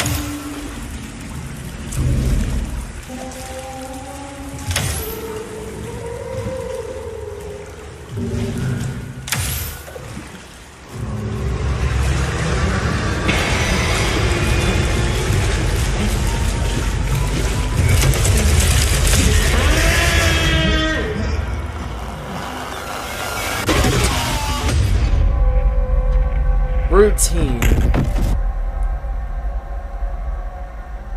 Dude, what? Interesting fact about that game, they actually created that whole environment by 3D scanning the entire bathroom of Jeff Keighley's mansion. Now, we've got 3 more videos and not a lot of time left before ONL begins, so next up, 2 trailers back to back. Millions of souls pour into the underworld every day. You're no different. My lord, he's here.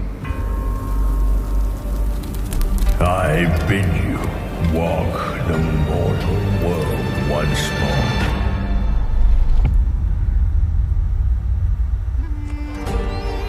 Fallen leaves return to their roots. You shall gather the souls that stray. I've watched over this city for ages, and every name in your scroll of death. Not one of them dies quietly. You, a soulless husk. You can judge my fate. Why wrestle rogues when their artifacts can do what brute strength cannot? Okay, that looks very interesting.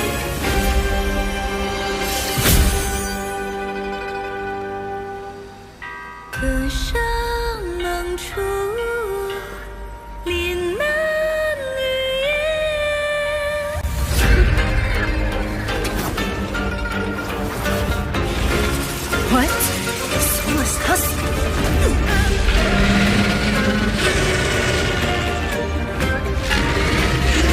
The living cast their dead to flame, and sacrifice ignites the war banners! You didn't really miss anything lately. This is just the pre-show right now, before the actual Gamescom event starts. So far, they show a Bubsy 440 thing. Basically, Bubsy 40 is happening. Basically, if you played Bubsy from back in the day, Bubsy's coming back in a way or form.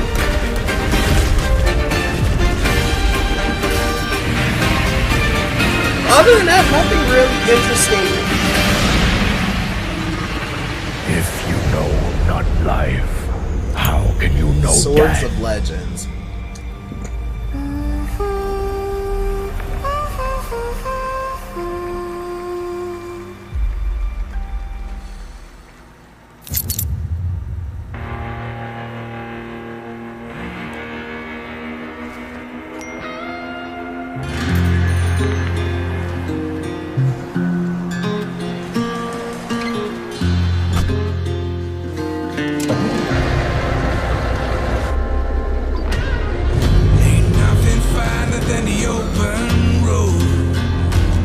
There is no way this is a truck simulator game. There's no way.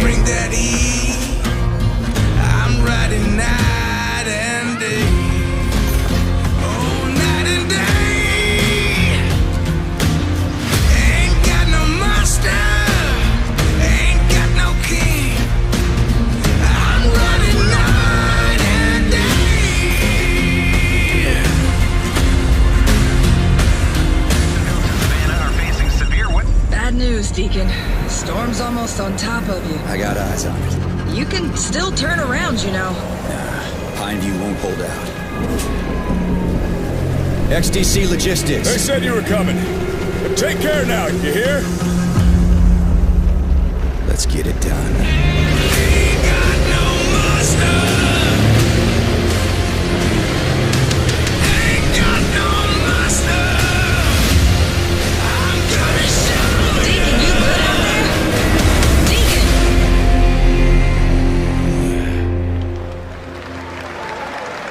I'll give you a moment to catch your breath after that. But what to be honest with was you, that? That was not the dope. last king of the road you're going to see in this pre-show. I've got one more trailer for you. A brand new reveal for Sonic Racing Cross Worlds. Sonic Racing! We got a Sonic Racing! Let's go!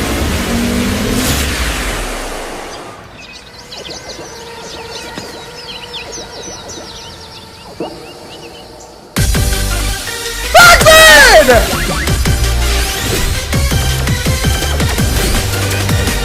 Pac-Man, let's go! Hell yes!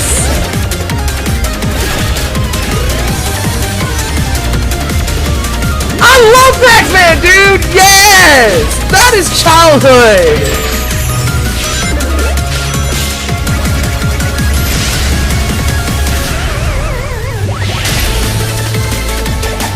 Oh my god! Dude, it reminds me of the old PlayStation 2 game I used to play!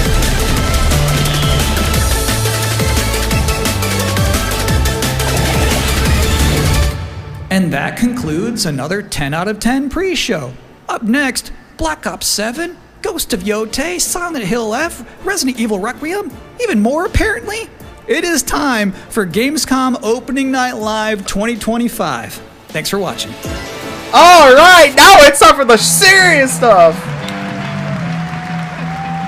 It's time for the actual Opening Night Live. Let's go! Please welcome your host, the creator of the Game Awards, Jeff Keighley! There he is! The man, the myth, the legend of the Game Awards.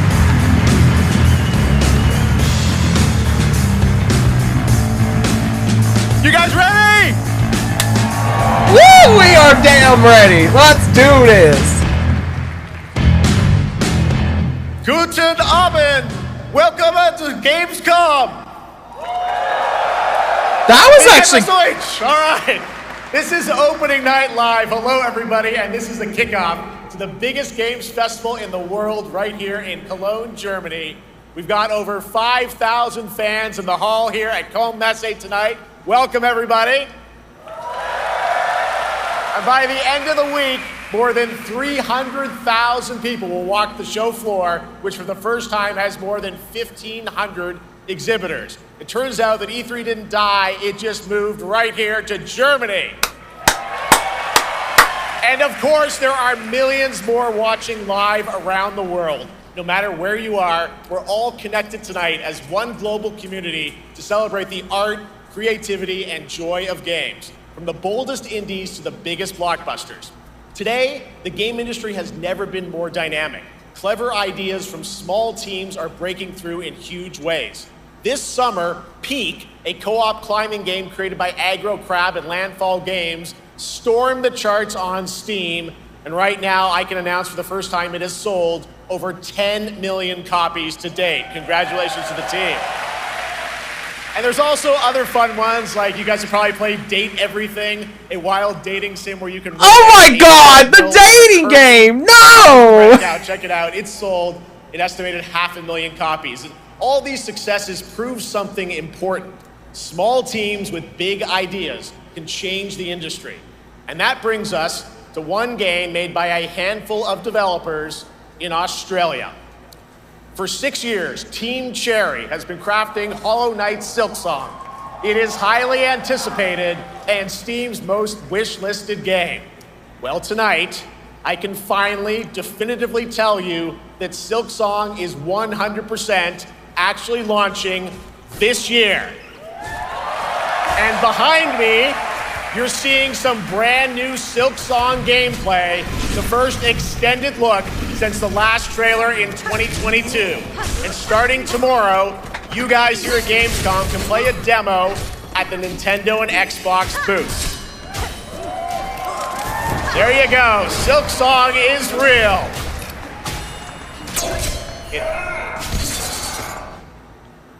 And on Thursday, Team Cherry is going to be sharing some news as part of a YouTube premiere on their channel, so make sure to check that out. Tonight, we'll give you a first look at this holiday's biggest games, like Call of Duty Black Ops 7 and Ghost of Yotei, plus major news on Prime Video's Fallout Season 2 arriving in December. And later, we'll have a special performance of the music of Claire Obscure Expedition 33, one of this year's most celebrated games developed right here in Europe. Plus, a brand new look at Resident Evil Requiem from Capcom, and the world premiere of the opening cinematic from World of Warcraft Midnight from Blizzard. Now, as always, ONL is also about surprises, and we do have multiple brand new AAA game announcements and reveals over the next 2 hours, so stick around right until the end. This is our biggest opening night live we've ever done, so let's not waste another second. It all begins with this.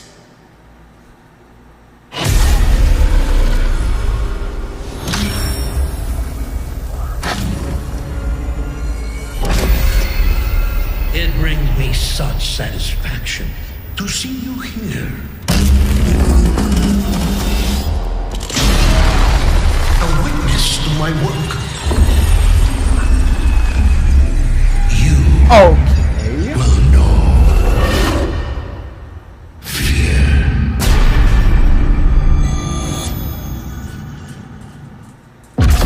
They want you afraid. Fear makes you easier to control. It's time to wake up. Of course, it's Black Ops 7. Your streets shall once again run red with your blood. Raul Menendez ignited global unrest on an unprecedented scale. Menendez is a terrorist. We're bringing peace and security to the world. He refuses to let me go. Stop looking backwards, Dayton. What matters is what we do next. A lot of people counting on us for answers.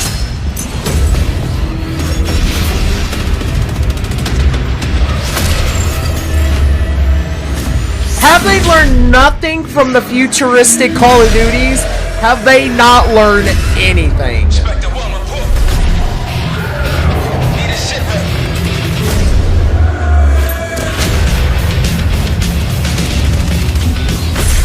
This isn't real.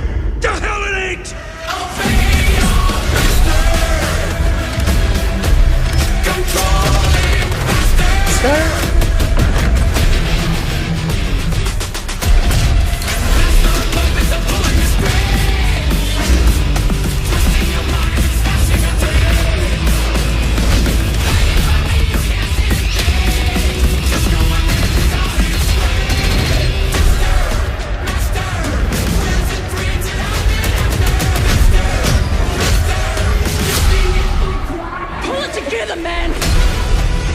So eager to leave, David.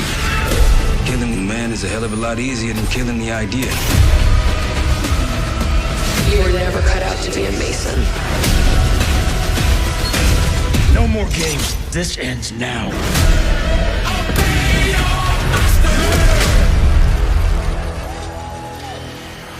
Get the Reznov Challenge Pack when you pre-order now. As I said, have we not learned from the futuristic Call of Duties from back in 2015? And like 14, 15, and 16. Like, have we not learned enough? How about that? Zombies, of course, Dead Ops Arcade as well, and it looks like we also have an official date. Call of Duty Black Ops 7 releases on November 14th. And to tell us more, please welcome Miles Leslie from Treyarch and Natalie Pohorsky from Raven to Opening Night Live.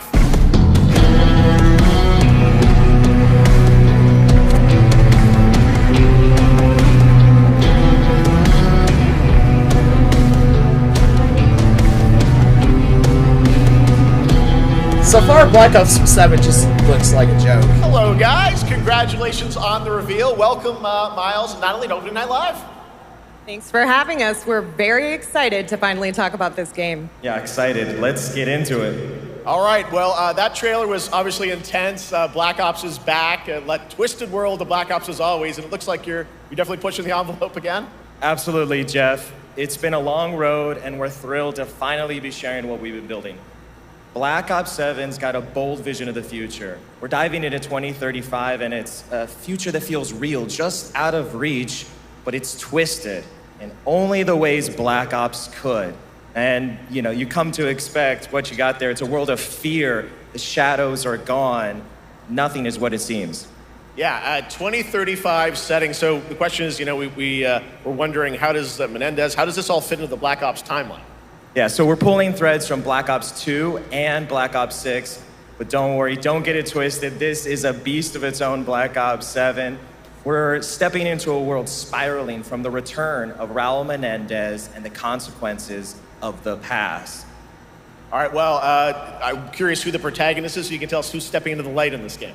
Yeah, David Mason returns, but he is not the same. He's carrying deep scars. Some you can see, some you can't. And he's got a new team with him, and every mission, every move is a test. Now, what makes the story stand apart? Yeah. We're also introducing the Guild. Yes. Important to mention, a global tech force that claims to be humanity's last line of defense against this mysterious threat. And their CEO, Emma Kagan, is a visionary leader with a clear mission, but how she chooses to confront this crisis is often at odds with David and his team. So it's not a battle of good versus evil, it's a clash of philosophies. What kind of future are we building, and who gets to decide? All right, so some deep thoughts there. So yeah, tell us about, how does this story stand apart this time? It's the characters. Okay. So the story is about identity, memory, and consequence. And we've crafted this cast like pieces of a puzzle. So each one has a reason to be there, and each one brings something unique to the table. And we've also got our central city of Avalon, which is more than just a backdrop. It's a living, breathing space that evolves with the player. And it's also where our story roots take hold. All right, well, one thing we want to talk about is gameplay, and I understand you're doing a co-op campaign for this one? That's right. From the start, we wanted to make a bold change with the campaign. Black Ops 7 can be played solo or up to 4 players. It's a shared experience, and every mission has been handcrafted for variety. Tone, pacing, gameplay location. You're going to be running on the rooftops of Japan, exploring the Mediterranean coast, and then diving deep into the human psyche. All of it has been crafted to really add clues to the story and offer their own gameplay focus. Wow, so wild story, co-op campaign, you are definitely pushing boundaries this time. Yes, we are. Black Ops 7 is all about innovation across the entire game, and not just in gameplay, but in how we tell stories, how we connect players, and how we build worlds. And this is just the beginning. There's more to come at Call of Duty Next, including multiplayer and zombies. But for now, we hope you guys are excited to step into something new and experience something truly unforgettable. Amazing. All right, Call of Duty Black Ops 7, thanks so much, guys. And now, here's a behind-the-scenes look from the rest of the Call of Duty development team. Thanks, guys. Black Ops 7 brings an all-new way to play the Call of Duty campaign. This time, you're not going in alone. You have the option this year to play solo or up to 4-player co-op start to finish. You can bring your friends, you can make some new ones, and there's a whole bunch of adventure even after the story. For solo players, we really make sure that they can engage in the campaign the way they want to and feel like they're truly playing a Black Ops story. What's going to be fun is having each player in your squad gravitate towards their own play style and then really playing it off of each other. We've crafted this as an inherently social mode that features the amazing linear Call of Duty missions that our community loves. Mission variety is at the core of the Black Ops 7 campaign. The pacing shifts between high-intensity combat, stealth-driven objectives, and deeply psychological sequences that challenge your perception of reality. Avalon serves as the narrative's anchor throughout, but the campaign stretches far beyond its borders, both geographically and thematically. It's dynamic and full of opportunities to explore, experiment, and experience the story in new ways. And in the culmination of the co-op campaign, we're unleashing something bold, the endgame.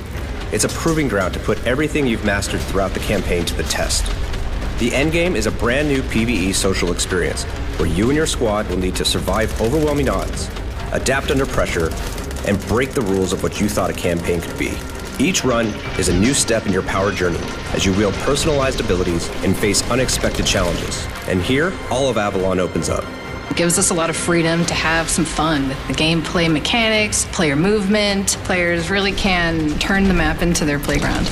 This is your chance to explore the world beyond the mission.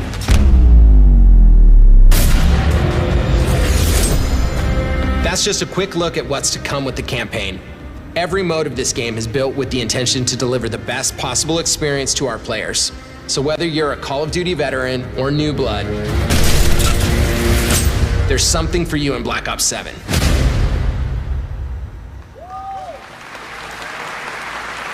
I don't think All right, that's for going much to... more on Call of Duty that Black don't Ops look 7, make interesting sure to at watch all, the honestly. full-length Black Ops 7 Direct and tune into Call of Duty Next on September 30th. Still to come, we'll have news on Fallout Season 2 and the announcement of a brand new game from adventure game legend Ron Gilbert. I grew up playing his games, and I can't wait to show you his next unexpected creation a little bit later. All right, who's ready for our first brand new game announcement of the night? I figured you'd feel that way. Well, to do the honors, please welcome back to ONL one of the most respected and recognizable hosts in esports. She's my co-host, Shox. Okay, I wonder what game's being announced.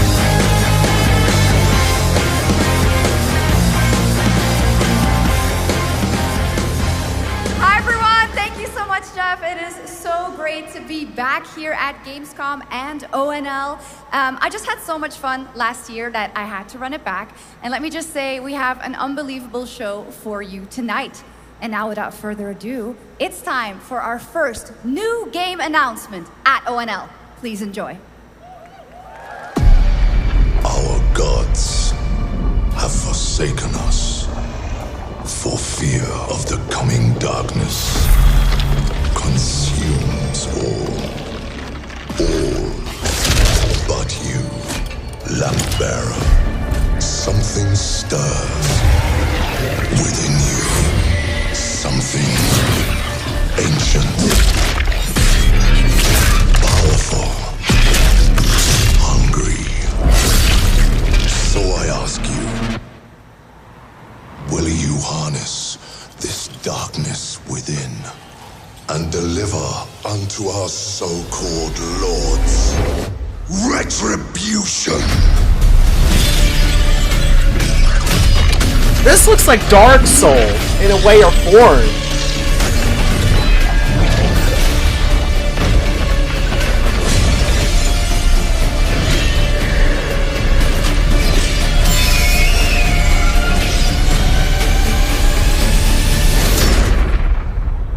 But should you fall, the world falls with you.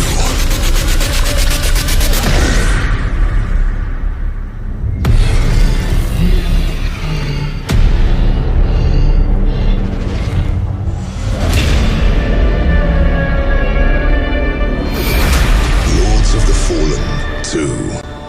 Wishlist now. Lords of the Fallen 2. Interesting. Wishlist now. All right, Lords of the Fallen 2 is official, set 100 years after the last game as a fragile veil between the living and the dead begins to tear. CI Games promises a sequel that's bloodier, faster, and more brutal than ever. With more aggressive combat and new boss battles, your first look at gameplay will arrive later this year. All right, now for something completely different. This next game won Game of the Year at the Game Awards and comes from one of the most celebrated studios on the planet. Next year, it's making the leap to become a major anime. And tonight, we're breaking the news with your exclusive first look.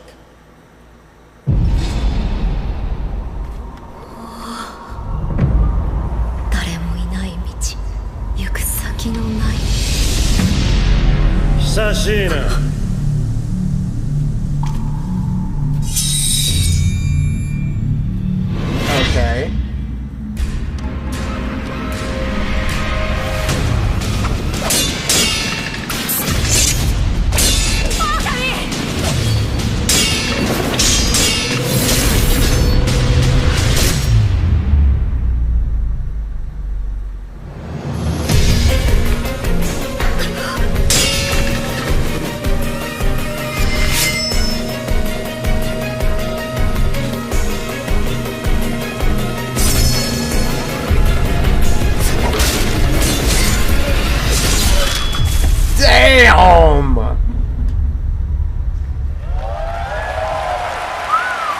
That looked good. Looks awesome. All right, we're just getting started. Our next new game announcement stars a hero who needs no introduction, a true legend of justice and gadgets.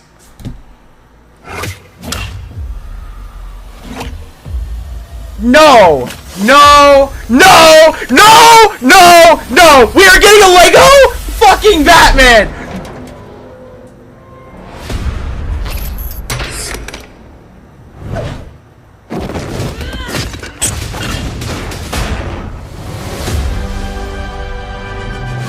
Oh my god! I need to become a symbol. What did you have in mind?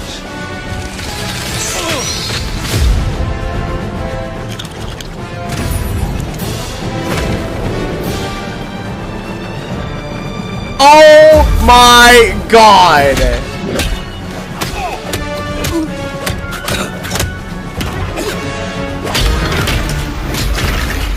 Who are you?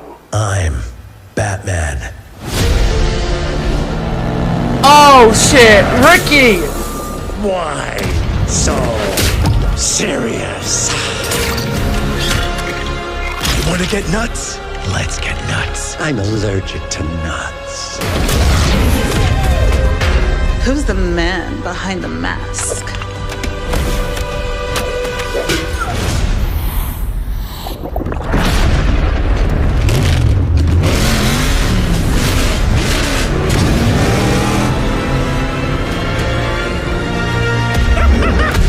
I got you!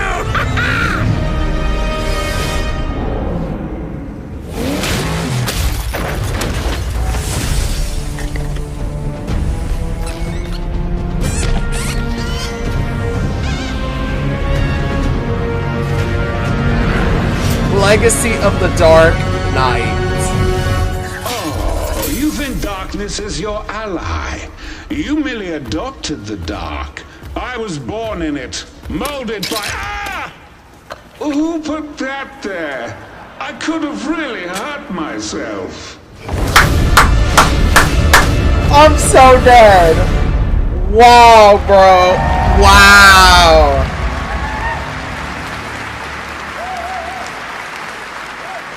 The Bat is back. Please welcome the head of Lego Batman development team, Jonathan Smith.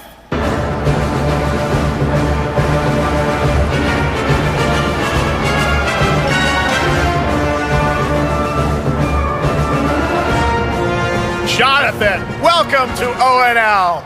All right, so after the huge success with Lego Star Wars, you guys are returning to Lego Batman?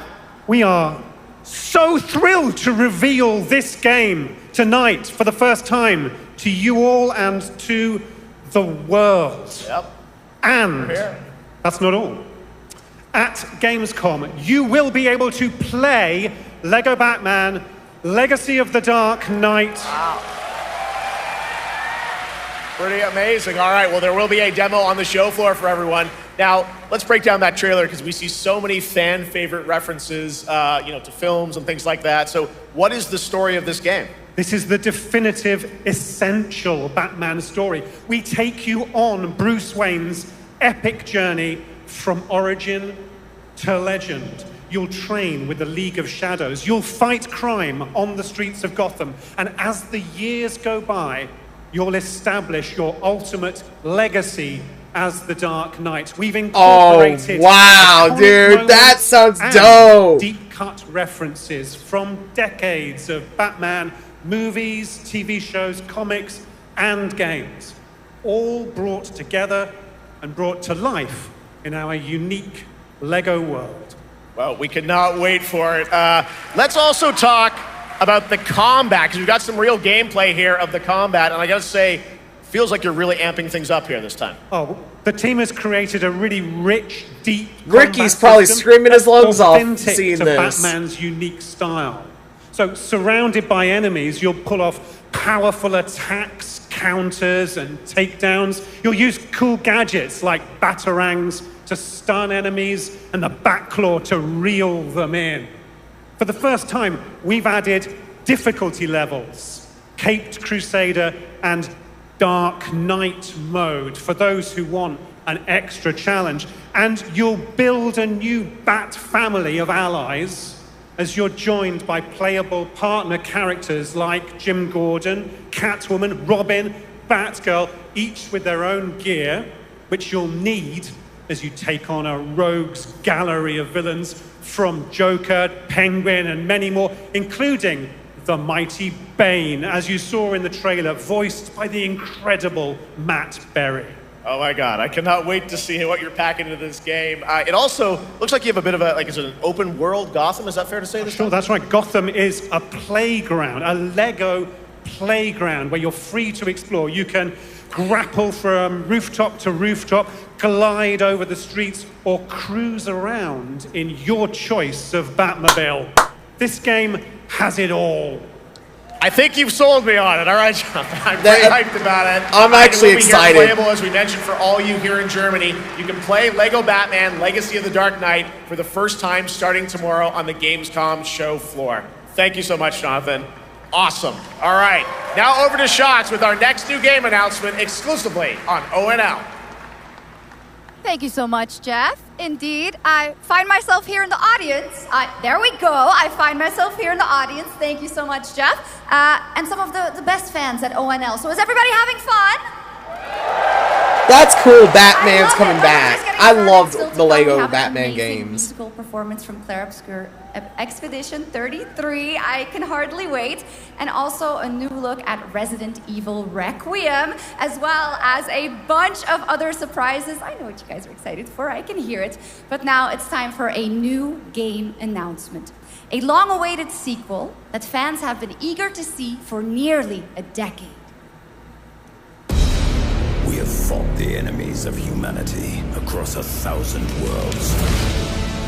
No respite, no remorse, no mercy. We are the wrath of the Emperor, his angels of death.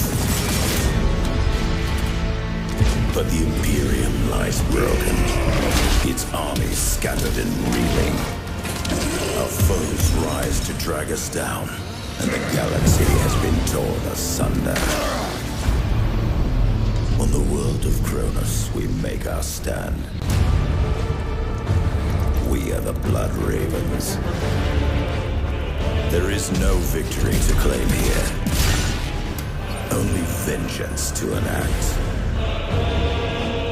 Whilst even one of us lives, we fight. For only in death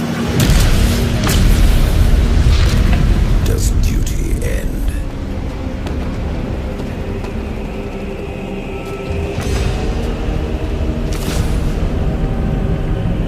Okay, that's interesting.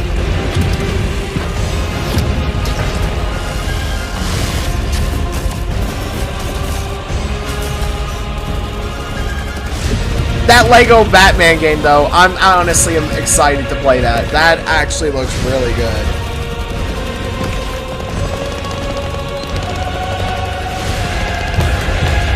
That Lego Batman game looks dope as hell.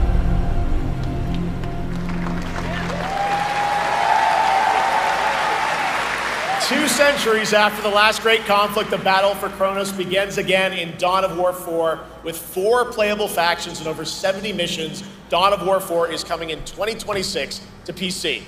All right, now it's time for an unexpected update from the Monster Hunter Wilds team about a very special crossover event. Crossover? Capcom.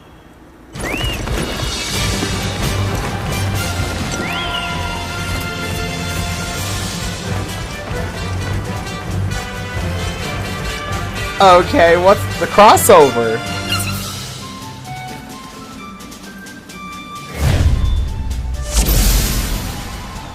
I agree, I'm so excited for the Lego Batman game.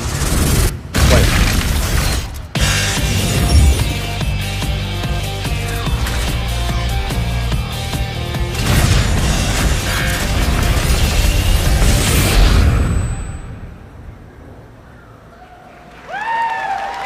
I'm looking forward to playing it myself on the in 2026 because if we're able to actually explore Gotham, I wonder if we could explore Arkham. Together on stage, Ryozo-san from Capcom and Yoshi P from Square Enix.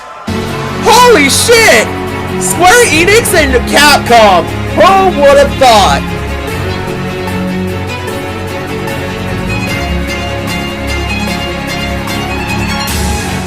That's a partnership waiting to happen.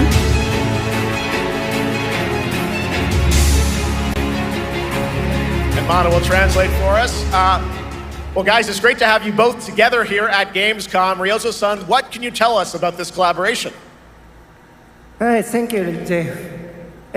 ドイツの皆さん、配信をご覧の皆さん、こんにちは。今日ですね、このファイナルファンタジー14との特別なコラボレーションを発表できたことを本当に嬉しく思っています。Thank you, Jeff. Good evening to everyone at Gamescom and all the friends watching online. Today, we're very excited to announce a special collaboration with Final Fantasy XIV. ですね、モンスターハンターワールドの時にもコラボさせてもらったんですけど、その時もですね、吉田さんとまたちょっと機会あったらどっかでやれたらいいですねみたいな話をしてたんですけど、今回それが実現しました。今日お見せした、映像はですね、まだ一部でして、詳細は、来月皆様にお伝えできると思いますので、そちらの方を注目していただけたらと思います。あとですね、今回もですね、吉田さんと、スクエアエニックスのスタッフの皆さん、本当に全面協力していただいたことをですね、感謝してます。吉田さん、ありがとうございます。はい、でここからですね、ぜひ吉田さんにバトンタッチして感想をいただけたらと思っております。After our collaboration in Monster Hunter World, I remember talking to Yoshida-san and discussing how much we wanted to do it again, and now we're very thrilled to make it happen. What we showed you is just a little glimpse of what's to come, so please look out for more information that's coming next month. But of course, Yoshida-san and the Square Enix team have been working just as hard with us on this special collaboration. So I'd like to not only thank him, but turn it over to him to share some thoughts. Guten Tag, Gamescom! まずはこのような素敵な場所に招いていただいたジェフさん、それから我々にね、いつも本当にたくさんのインスピレーションをくれる良三さん、それからカプコンの開発チーム、そして何よりゲームファンの皆さん、本当にありがとうございます。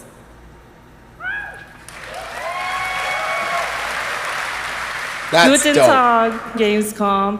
First of all, I'd like to thank Jeff for having us here and Ryozo-san for all the inspiration, the Capcom team for working on this special collaboration, and to everyone enjoying our games. Thank you so much.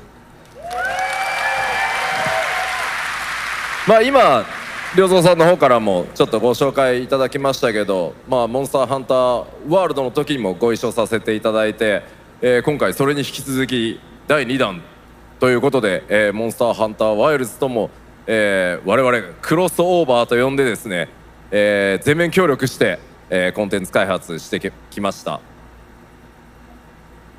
As Ryozo-san mentioned, we worked together on Monster Hunter World, and we wanted to make it happen again, and it's happening for Monster Hunter Wilds. We would call it a crossover, and we're very happy to make this happen with all of our efforts joined together. もちろんクロスオーバーですので、ファイナルファンタジー14側にも、スペシャルなバトルコンテンツご用意しております。今日は先ほどねティーザートレーラーとして、モンスターハンターワイルズ側の映像を見ていただきましたが、我々もちょっとだけ映像をご用意してきました。Since this is a crossover collaboration, not only Monster Hunter Wilds, but Final Fantasy XIV would also be having a special collaboration content inside it.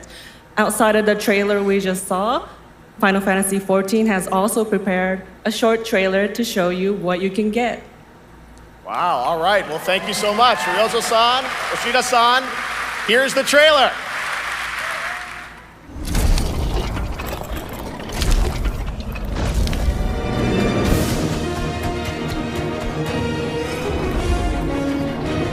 That is dope as hell to think Capcom and Square Enix are collabing. Like, again. That goes to show Capcom and Square Enix have a good partnership. And Andrew would probably agree. They have a good partnership, both Capcom and Square Enix.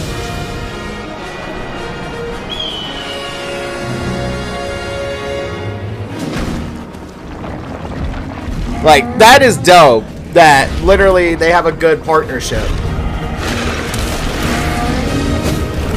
Because the fact they collabed on Monster Hunter World to Monster Hunter Wilds now is like dope.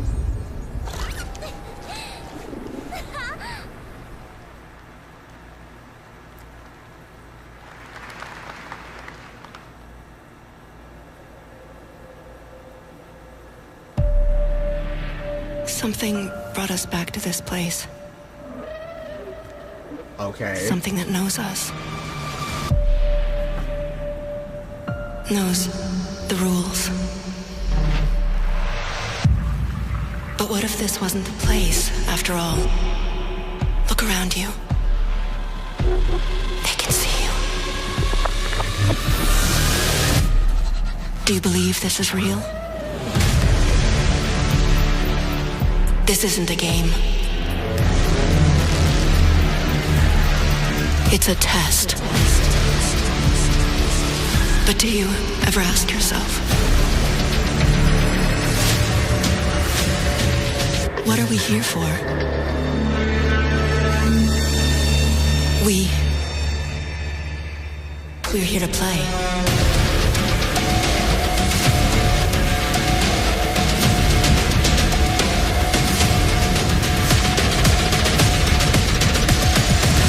Are you ready to play? Welcome to the world's biggest gaming playground. Game on. 500,000 people, 1,500 exhibitors, endless games to explore right here in Cologne. Discover rising stars at Gamescom awesome indies. Step into the cosplay universe, on-site or online. Watch, join, become the hero. Experience live shows, esports battles, and creator events in the Gamescom event arena. Not in Cologne? Go to Gamescom.global.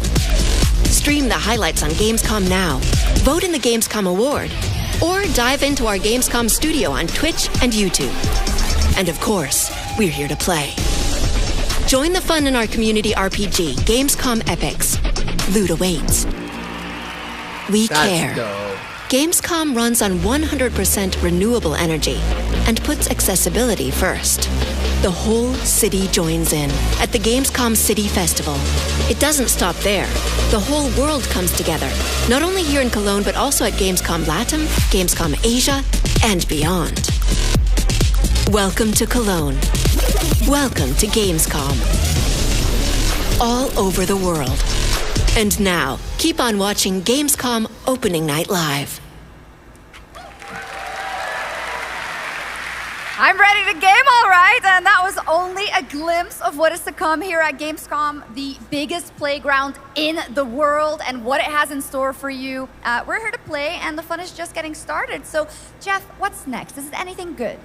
I think it's going to be good. It's going to be a video game, I can tell you that much. Last year at the Game Awards, we had the honor of announcing the long-awaited return of one of Capcom's most iconic action series, Onimusha.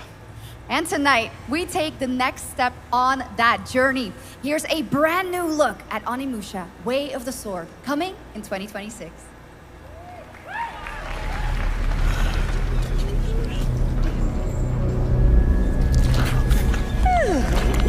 Where are my manners? Hello there, fallen samurai.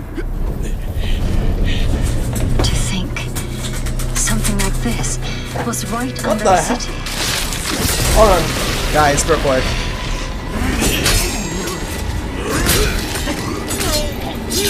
What fearsome power! Be careful!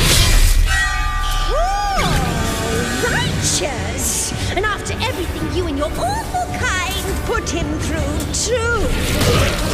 Were you feeling left out?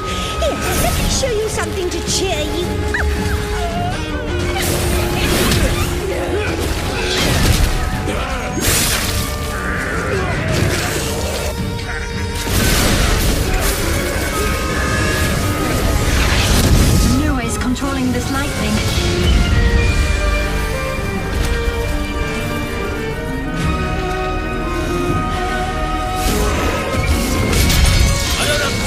for these stupid games.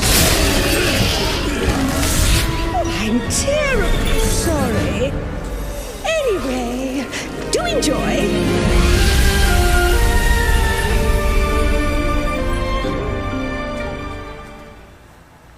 Sorry about that, guys. My dog was going crazy about something. The automated industry complex will be the link, connecting and uniting every fragment of this shattered world. This is the driving force that will keep us going. Continuous improvement is essential for keeping pace with advancements in technology.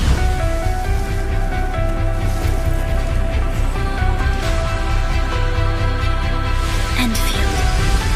They don't simply talk about our dreams. We do what we can to make them a reality. All operators accounted for. The team is ready for the mission.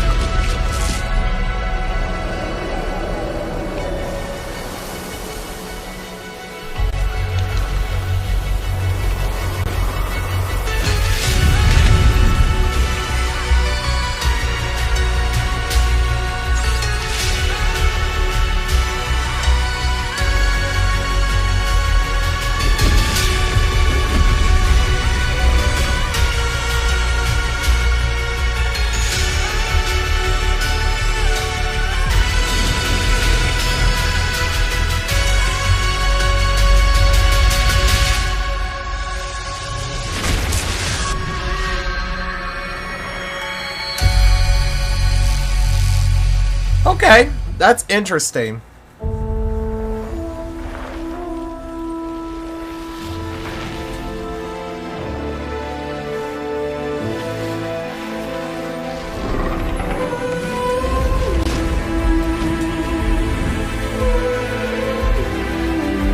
I gotta wash my hands real quick, y'all.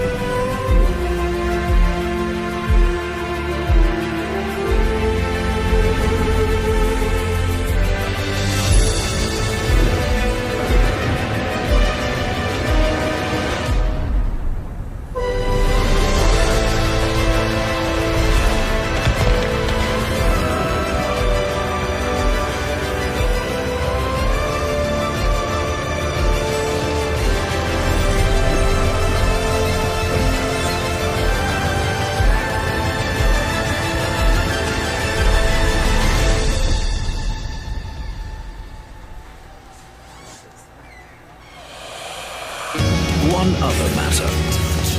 The Alpha. She was found. This will truly be the birth of a new world. A world where we are the one and only human race! I'm afraid your friends came far too late. I see the years haven't been kind. I know about the Alpha. Why is she here?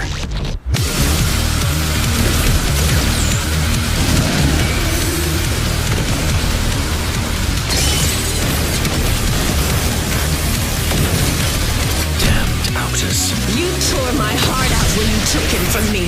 Now it's your turn to suffer! Stay alert now! Hand over the Alpha and let us end this war. Oh, Mother. Thank you.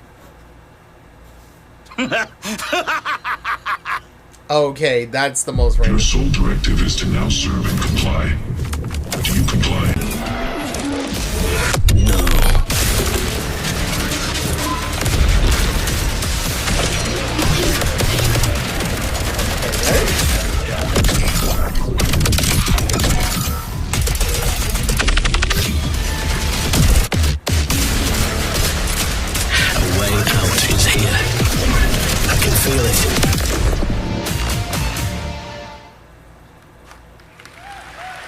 You guys having fun so far? They were throwing We up got a lot of shows still coming your way. All right. Now it is time to head back into the wasteland. We're talking about the TGA award-winning Fallout series based on Bethesda's legendary RPG franchise. Season 1 earned universal praise for its tone, storytelling, and original characters, not to mention how faithfully it brought Bethesda's game world to life. Well, later this year, the series returns to Prime Video for Season 2. To tell us more, please welcome to ONL some very special guests. Series executive producer Jonathan Nolan, executive producer Geneva Robertson-Dorrit, and stars Ella Purnell and Aaron Moten.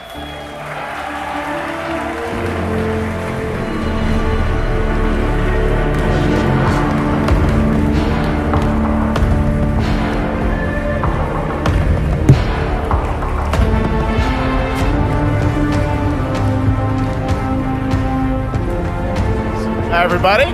Great to see you all. Welcome to Cologne and Gamescom. Jonah, we've got 5,000 Fallout fans here in the hall tonight, millions more watching online, and we can't wait to hear about the new season. Yeah, we're very excited. We literally just wrapped, jumped on a plane, and came out to see you guys. Gamescom is actually really kind of where it started for us, the journey on this show. It was 2 years ago. We asked Todd Howard to come here and show the very first footage that anyone had seen anywhere of the first season. We didn't come because we figured if the reception was negative, we'd just blame it on Todd. So we're back. And That's given that funny. history, it's that much more disappointing that we didn't bring any footage to show you guys. Well, let's talk a bit about season 2. As we see behind us, it looks like we're headed to New Vegas, right, Janine? Yes, Lucy and the Ghoul ended last season dealing with a lot of family troubles. So we thought it would only be right to send them to the most family-friendly town in the wasteland to go deal with their shit. And along the way, we're really excited to take them all to some of our favorite locations from the game. Oh my God, yeah, it's such a classic game, and we're very excited to see what you have in Poor store for Tom, season hello, 2. yeah. Ella, it's great to see you again. Thanks for coming out to Cologne. Hello. Last time we saw you was at Game Awards when Fallout won Best Adaptation. You were up against yourself in Arcane, and you won for Fallout. Congratulations. We want to talk about Lucy's journey in season 2. How do you think her exposure to the Wasteland is going to sort of affect her Vulture sensibilities this time? Yes, the question is, what is she going to do when she finds her dad? Is she going to bring him back to her vault and give him justice, or is she going to give him wasteland justice, which is the Ghoul's justice? I think a central question of the season is whether Lucy will transform the Ghoul or whether the Ghoul will transform Lucy, and how much they will influence each other.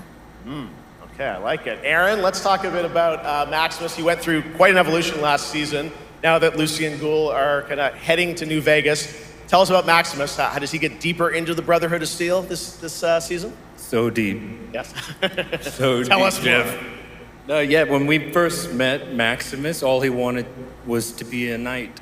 And now, in very Fallout fashion, it's a little bit of a careful what you wish for moment.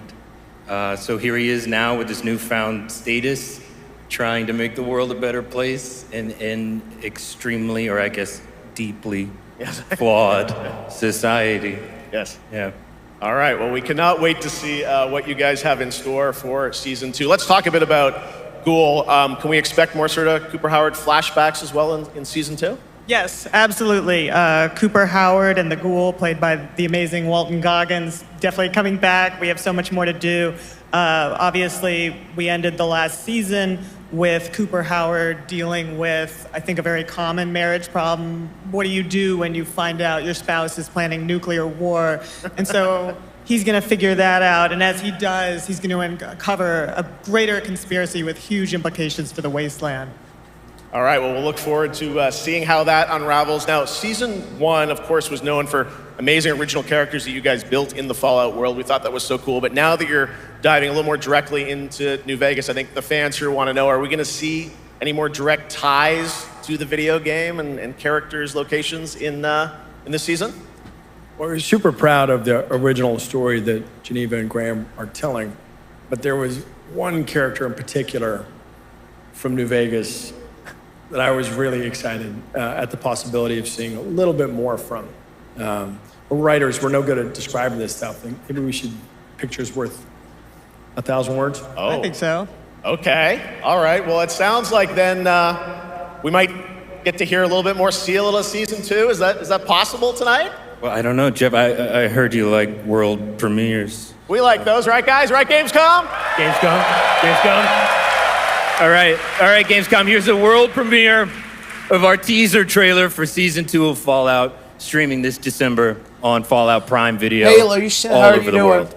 Amazing. All right, let's check it out. Thanks so much, guys. Here we go. I'm doing good. I'm just watching Gamescom right now. Oh, okay. Here we are. I'm looking for someone. Common story around here. Someone you care about or someone you hate? Oh, what a great question. What say you, Miss McLean?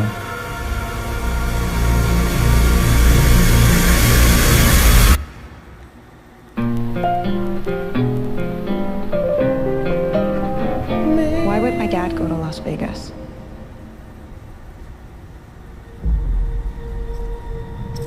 You want to know why the world ended? It started here with one man. It's all over, but the cry. Cooper Howard, star of the silver screen. And no, Like yourself, I am the very best at what I do. but And what I do is I know everything.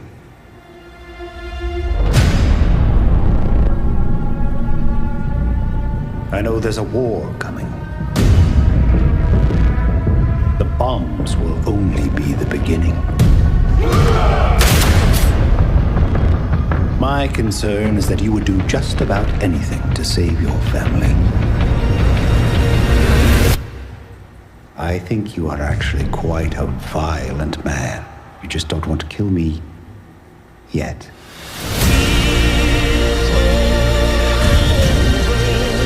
That 2 looks like it's gonna be better than season 1 already.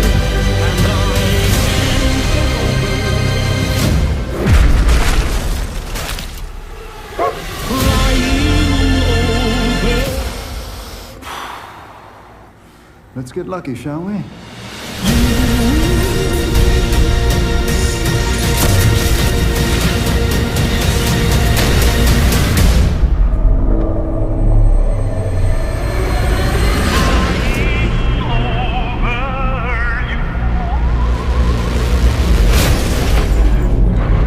Oh, hell no. I defer to you about what to do in this situation.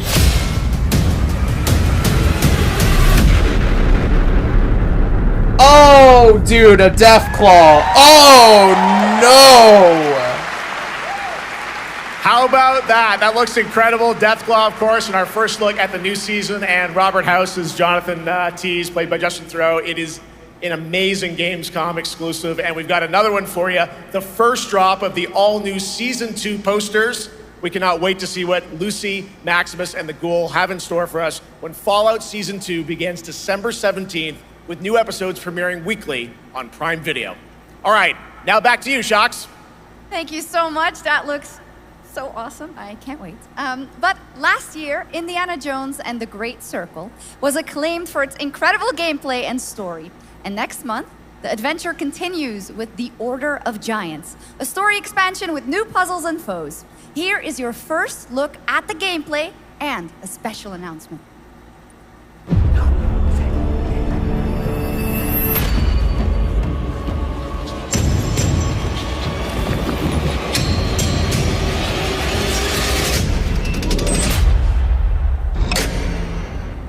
What do you know about the legend of the Nameless Crusader? Fierce warrior. Fought in the siege of Antioch, 1097 AD. Very tall, like a giant. Pope Paul IV had an item of this crusader in his possession, his helmet. Well, I'll tell you what. If I see the helmet, I'll leave it exactly as I found it. Sound good?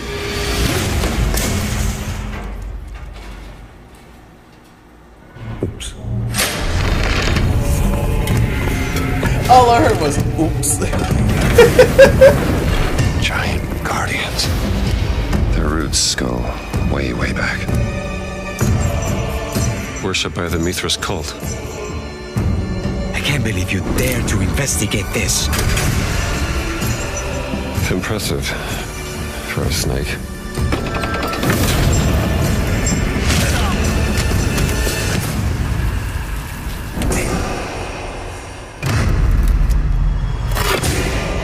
It's says Semper Vivus. Always living. Whoa. Dead. He's not in a tomb.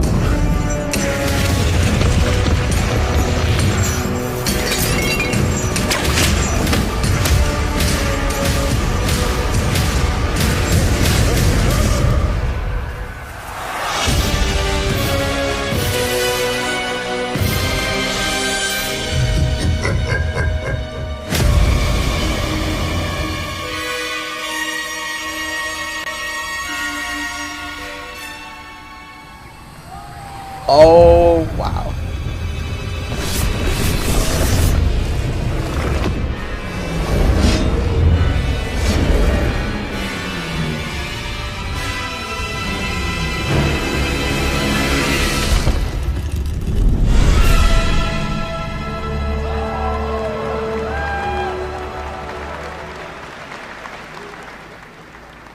Indiana Jones and the Order of Giants is coming on September 4th. And as we just announced, it will also be released on Nintendo Switch 2 in 2026. Yeah, you can clap, of course. Now, let's step into the world of Deadpool. First announced at Summer Game Fest, here is the latest trailer for Deadpool VR, which reveals more of the villains and the release date. Oh, I cannot stay in Deadpool. My massive, galaxy-spanning streaming network is expanding. Nice imagery. To score eyeballs, I need talent. Now that is efficient exposition. The biggest, baddest bastards recruited across time and space. They require persuasion. Look who it is. Spyro Gyro, a deluxe portal for 2, if you please.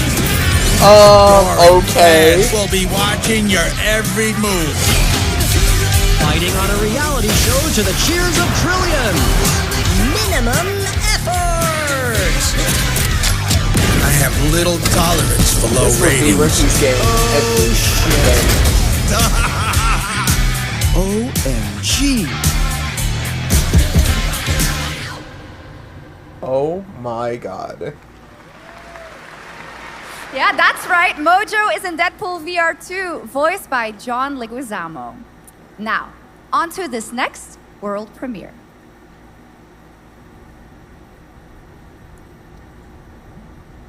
Okay, something with fish.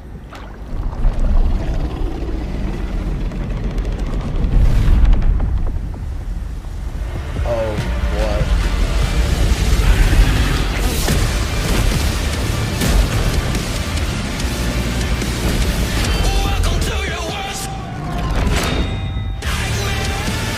Oh, this is the world of tanks. By the looks of it, this looks like the world of tanks.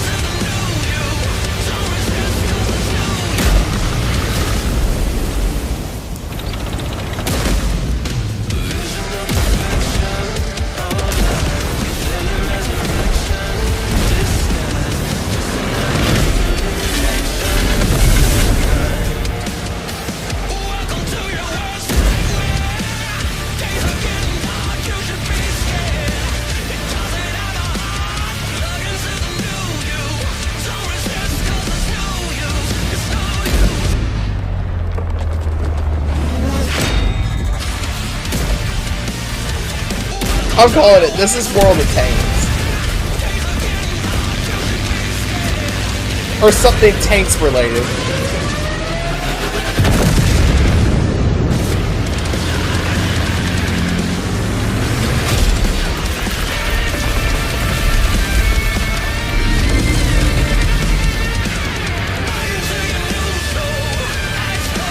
How did I know?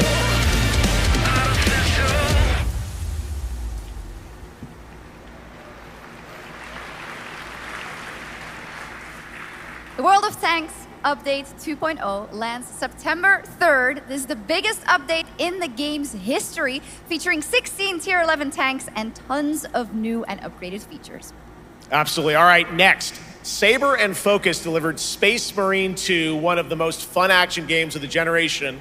Well, next year they are set to do it again in John Carpenter's Toxic Commando. This FPS action game combines classic 80s action horror with over-the-top humor.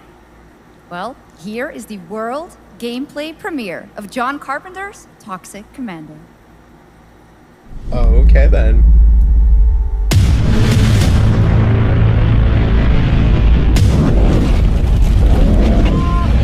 Next step, improvise.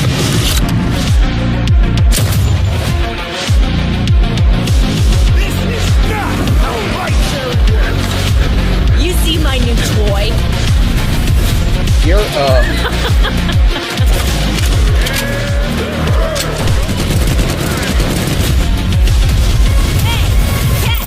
Liar, liar! Zombie on fire! Best power ever! Oopsie! They're wrecking our ride! Could use some help now. I need some first aid. Can you all please cover me? Whatever works.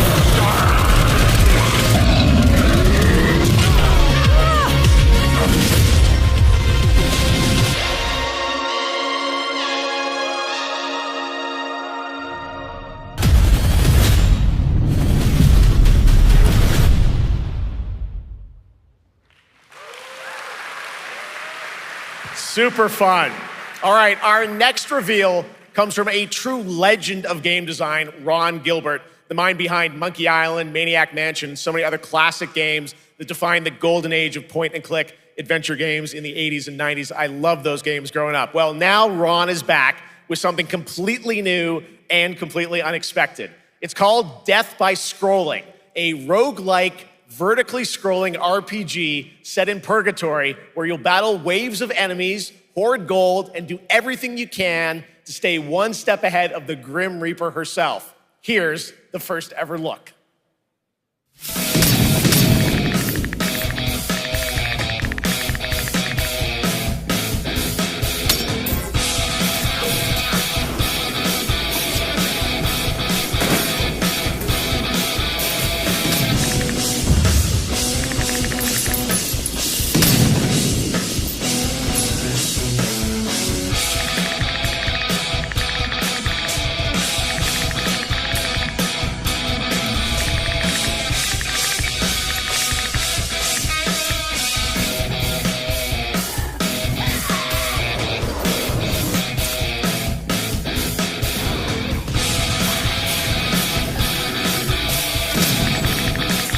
Sorry guys, hold on. I'm just trying to clean up some stuff right now just because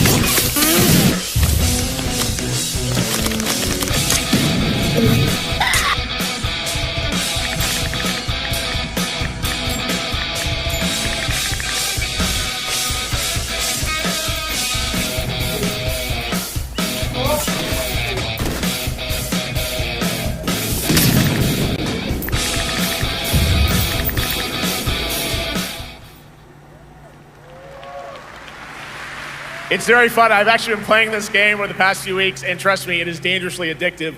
The screen, as you can see, never stops moving, so you're constantly on the move fighting to stay alive. A really fun game. Make sure to check it out. All right, now onto a studio known for its unforgettable storytelling. Back in 2019, the groundbreaking RPG Disco Elysium took home 4 Game Awards. Since then, Zaum, the studio behind it, has been through a host of changes, but tonight, 6 years later, those who now make up the studio are ready to give the world the very first look at their next CRPG. It's a dive into the shadowy world of espionage, where the truth can be stranger than fiction, and every failure isn't the end, but the start of a new path. I once knew a spy. Brilliant, relentless, magnetic.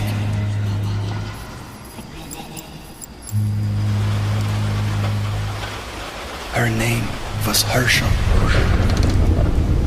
Dark gold hair, a well-worn life beneath.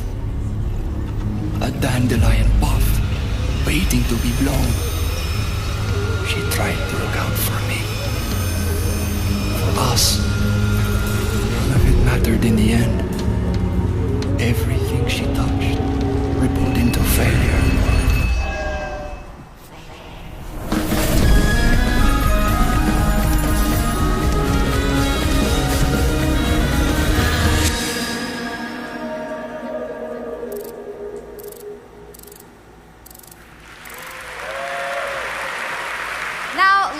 about Gamescom Cares, our platform for responsibility projects here at Gamescom that we hold very close to our hearts. This year, we are giving the stage to highlight one of the many great initiatives. It's dedicated to all the games promoting democracy.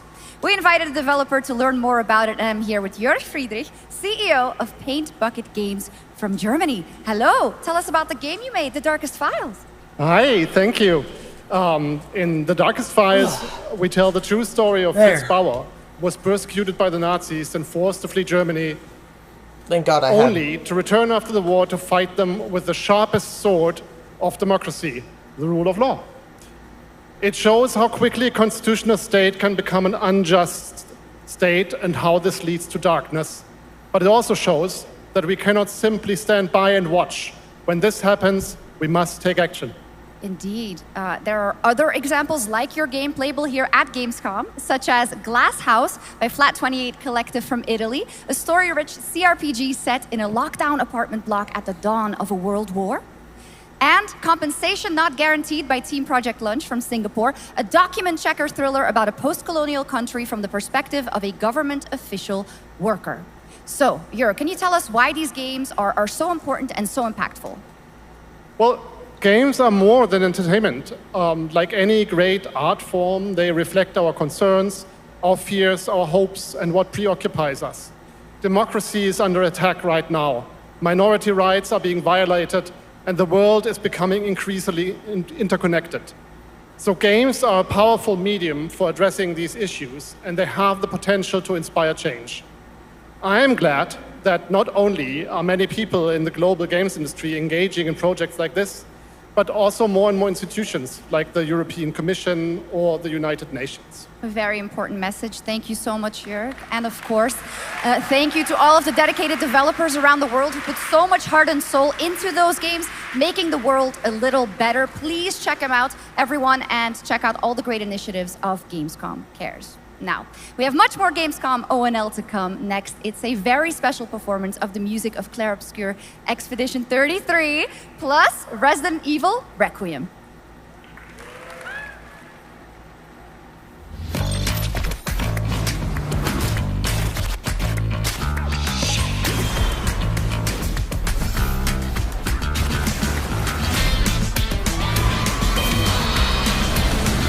Anime racing game by the looks of it.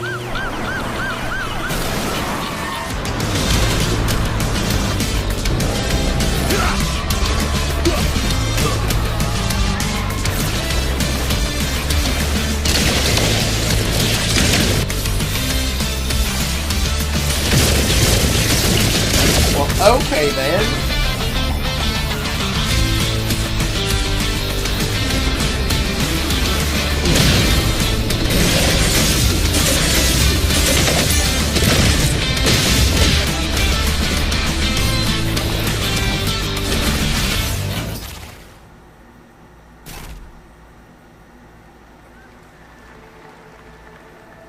You're just a part of my life,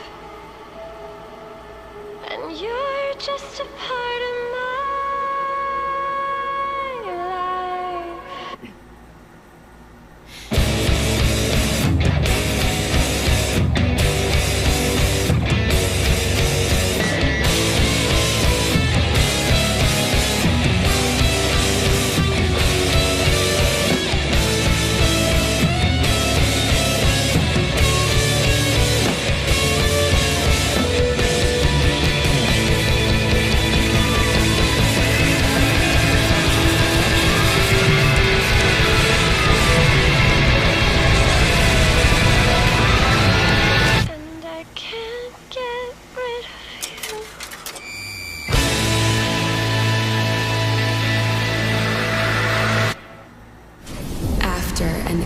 Slumber.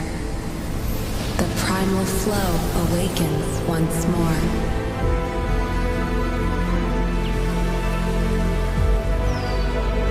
It is fate that brought us together. Shisha. Such a pathetic place. Who is this guy? What does he want? Your ignorance is despicable. A power stirs deep beneath us.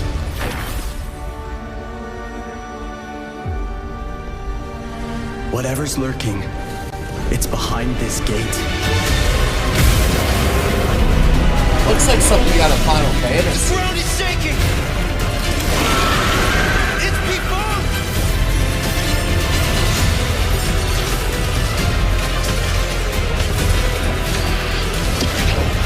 We have to take it down! How long have they been trapped in here? Be it destiny or chaos, I shall break the cycle! Time for the final reckoning.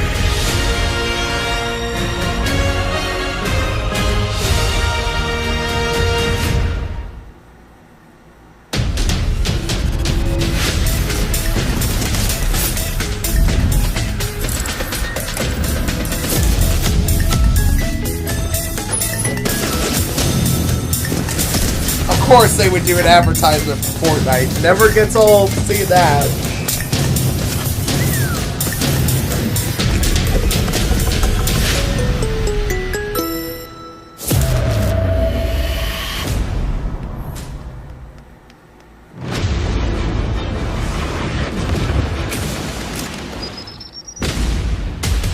You can't stop my legacy. Okay, I'ma set it off, get back. Turn up the knob and take it to the max.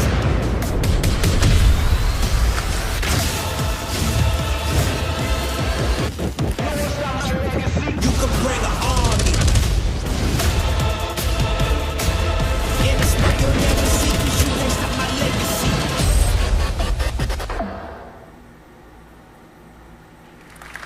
You just got a fresh look at Delta Force, which launches today on PS5 and Xbox. And the best part, it is free to play.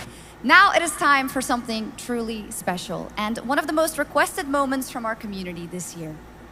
Earlier in 2025, Clair Obscur Expedition 33, the debut title from French indie studio Sandfall Interactive, captured hearts with its stunning Belle Epoque inspired world and Yeah, unforgettable style. literally, you are Absolutely. into that. This is a very special game, and tonight we wanted to bring that world to life right here on stage at ONL with a special acoustic performance from the game's soundtrack. Please join me in welcoming, for their first big live performance ever, the composer of the game, Laurent Testard, and vocalist Alice Dupont-Pissier, performing Alicia from Clair Obscur Expedition 33.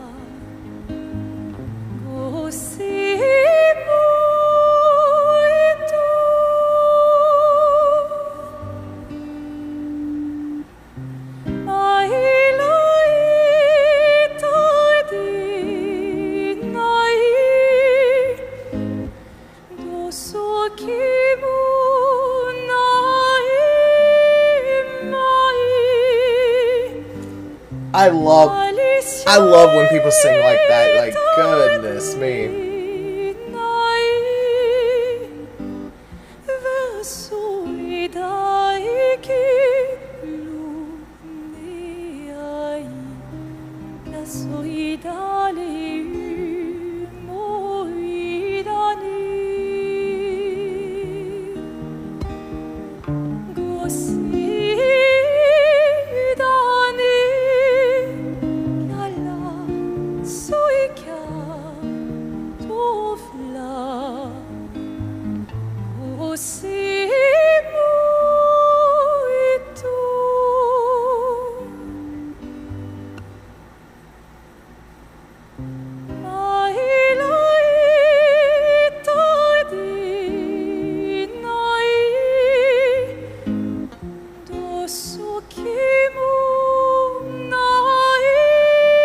You can clearly tell I'm vibing with this right now.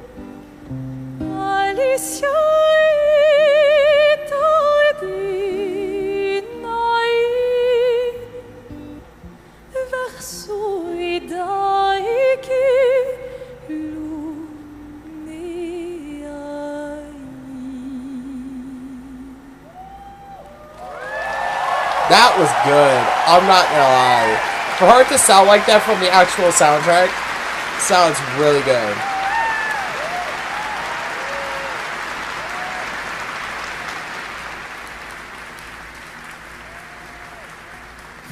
It was absolutely beautiful, absolutely amazing. Thank you so, so much. And we have so much more opening night live right after this.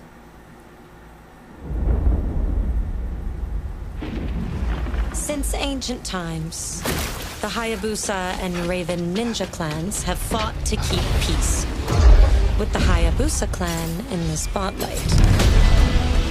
But your clan, the Raven clan, has always had a secret motive. Thanks. I owe you one, Hayabusa. Expect heavy resistance from the BDO. We're all counting on you, Yakumo.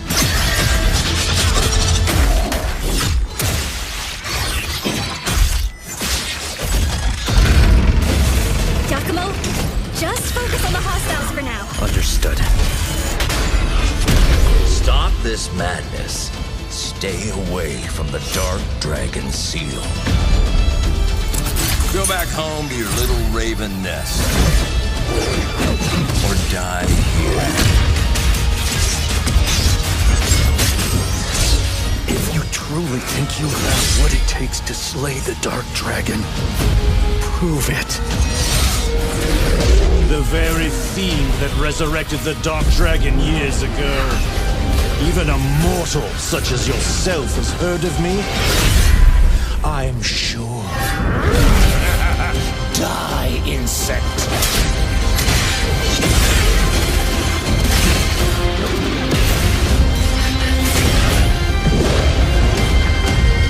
Please, don't kill him.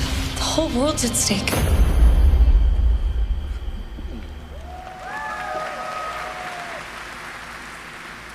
Well, we've seen so many great games so far, so make sure to spread some love to these amazing developers and teams behind them, and wishlist your next favorite game on Steam by checking out our Gamescom Steam event. And the best thing is you'll find even more games from this year's Gamescom show floors, from beloved indies to big blockbuster titles, by scanning the QR code below. Now it's time for the world gameplay premiere of an MMO shooter set in a post-apocalyptic dystopian Seoul, South Korea. From NCSoft, this is Cinder City, blending narrative-driven shooter action with a vast, seamless open world. Freeze! ADF! Get on the ground now! Drop your weapon or we'll shoot! Drop your weapon! Last warning! You've crossed the line. Are you trying to get us all killed here? 3 minutes to drop. Everyone stand by.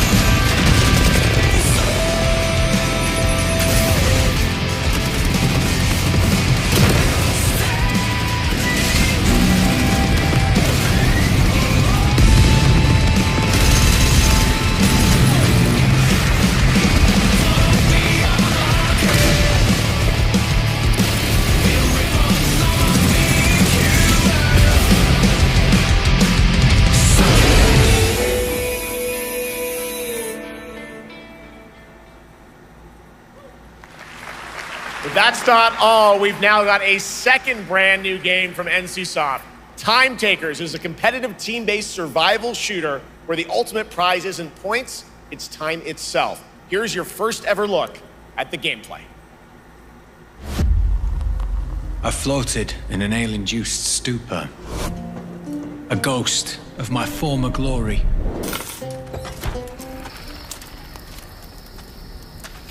Until one day when I was stabbed. Yes, like that. I thought I died. Instead, I was given a second chance in a strange world, alongside rogues from across the timescape. Hi. How you doing? I'm fine. I'm a boss. Get it right. If you don't think I'm safe. And we were promised to fix our past. I guess that's what we're here to do. What is wrong with no FES like that? What you see? Oh, you like that? Yeah, she ain't like that.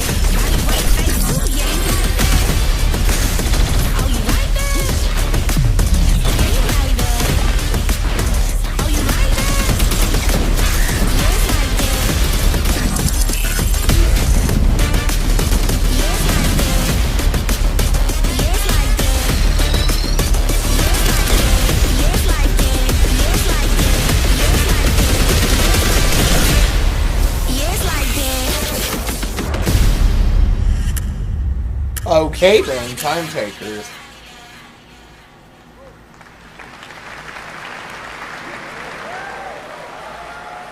For decades, Silent Hill has defined psychological horror in games. And tonight, the fog rolls in once again. Here's a brand new look at Silent Hill F from Konami, including the reveal of the American voiceover actress Susie Young as Hinako. Cargo Show 1 to HQ. We haven't found an active suspect at the scene. Chances are good that it's still in the fact no water. We better consider the hunt. Over. Last seen fleeing Tsuneyoshi Shrine. Exercise extreme caution.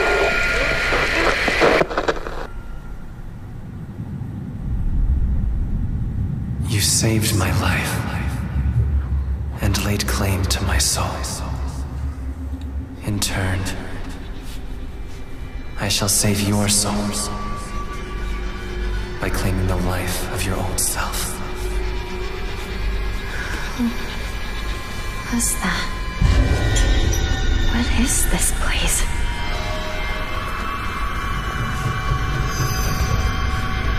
This way.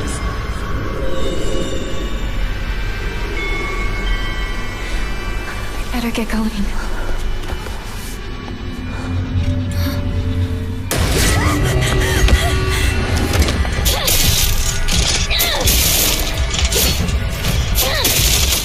Damn.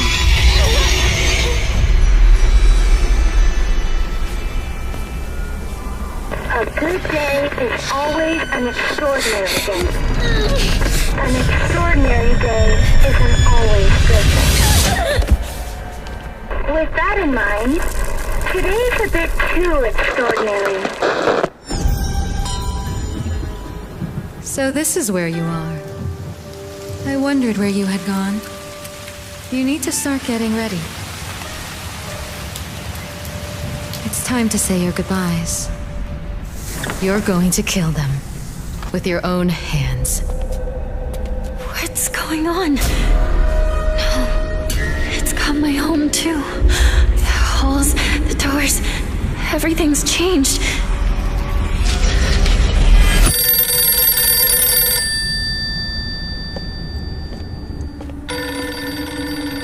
Tell me, who are you? Please. Just die. What the hell?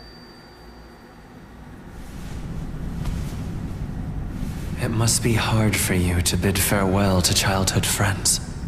Yes.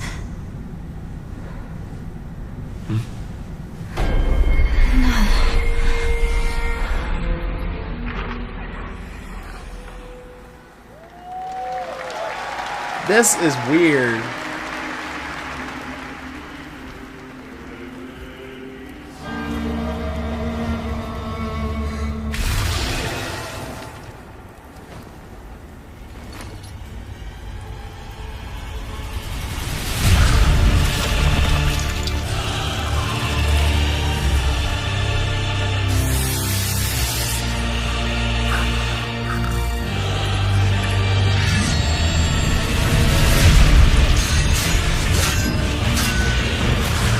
Whoa, what the hell is this now? This is like... We went from Silent Hill to now this.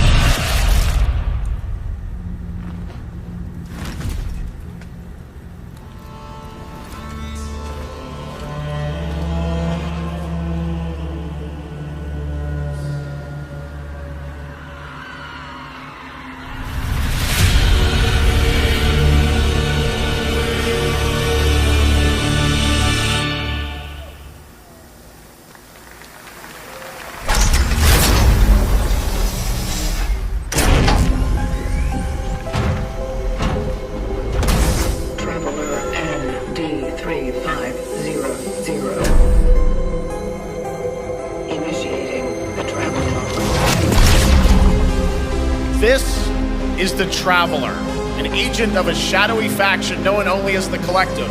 And in Kronos the New Dawn, you'll step into their role. From Polish horror powerhouse Bloober Team, nominated last year at the Game Awards for their Silent Hill 2 remake, comes a bold new vision of survival horror. In this world, the dead don't stay dead. When they find each other, they merge into something far more terrifying. Launching September 5th, here's your brand new look at Kronos the New Dawn.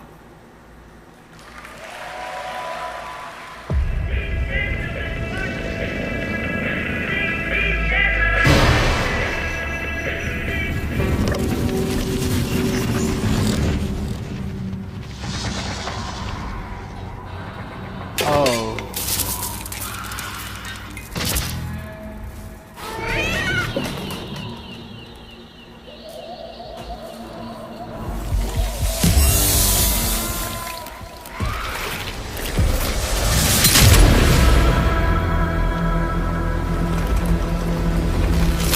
Holy shit, I thought the cat was dead. Are you glad to see me, friend? Dude, this is insane. What the hell? This is crazy.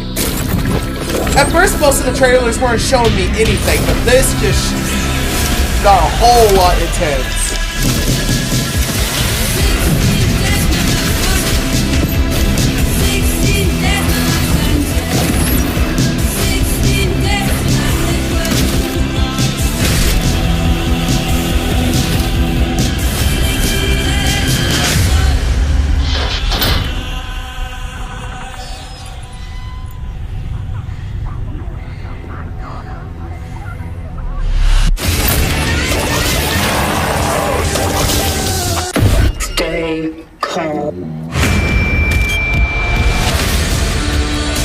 What the shit?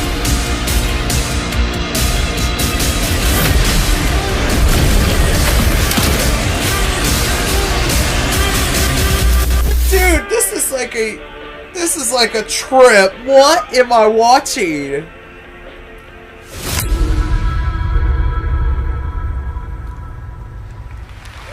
That's insane. Wow. That All one right, was for good. our next trailer, let's turn it over to the head of sequels at Obsidian Entertainment. Guten Tag, Gamescom. Look at this. Tens of thousands of Europeans packed into one building in the dead of it's summer Outer with absolutely Worlds. no air You conditioning. can't go wrong This is the with type that. of dystopia we here at Obsidian Entertainment absolutely respect. What is this? Am I experiencing Schadenfreude right now? I may have messed up the pronunciation, but you knew the idea. How are you?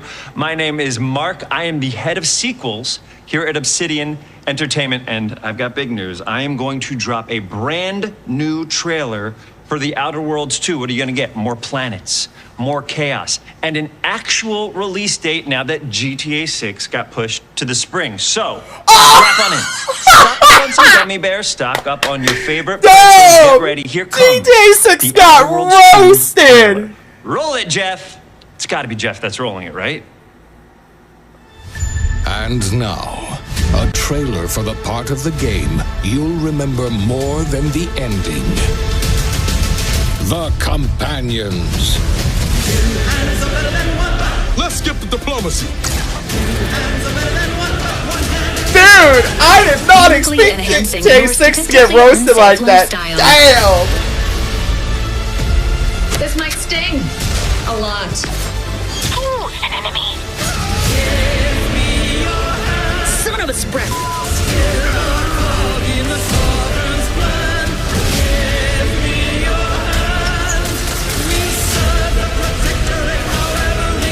Be grateful you're not on fire.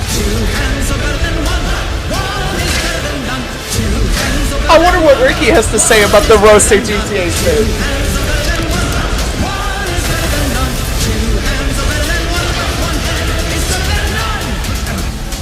And no, you can't sleep with them.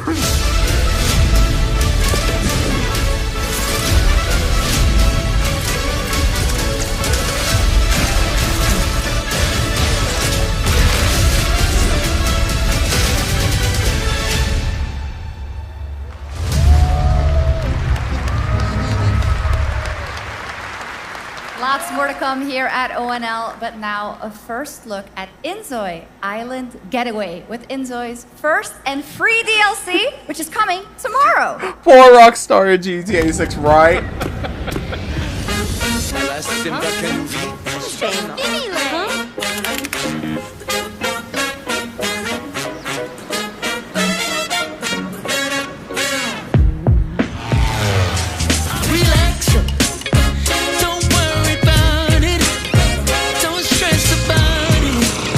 Is this the game that's like Sims? It is! What in the world?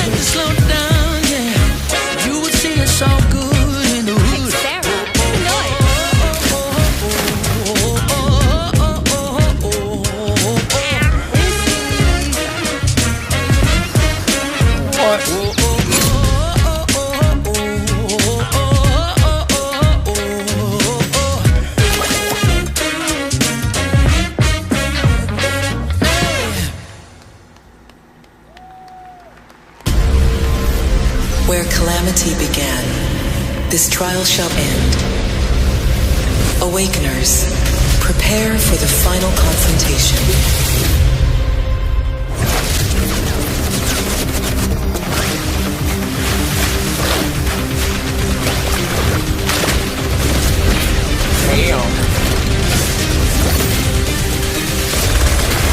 Now, if one of these characters turned out to be Miku, an anime Miko game, Miku game, just imagine Eureka going nuts about Miku up in here.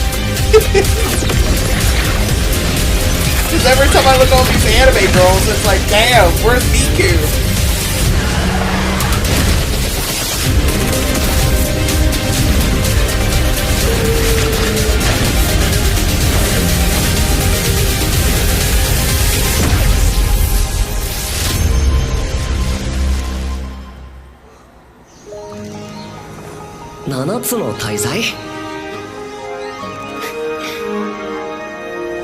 あいつらとの冒険は騒がしくて大変だったけど、なんとかなってよかったな。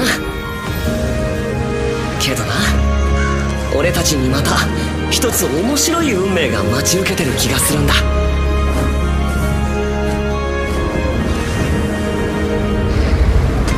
多分楽な冒険じゃないだろうな。この広い世界にはたくさんの試練もあるはずだ。だけど俺たちが力を合わせれば乗り越えられるさ。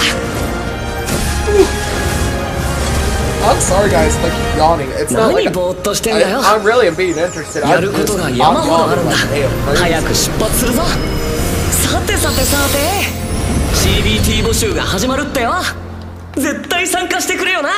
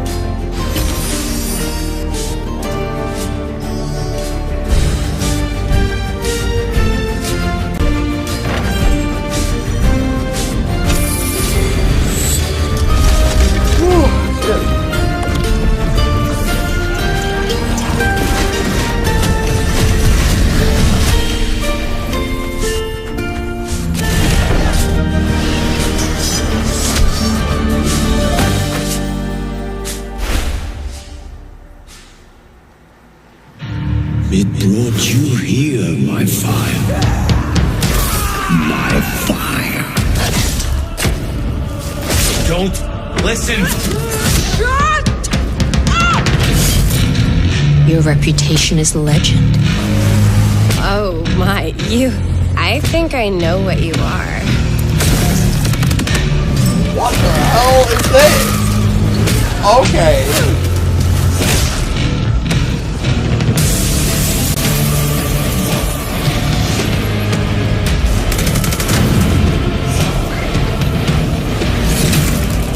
So weary is the wanderer that treads on the fertile soil.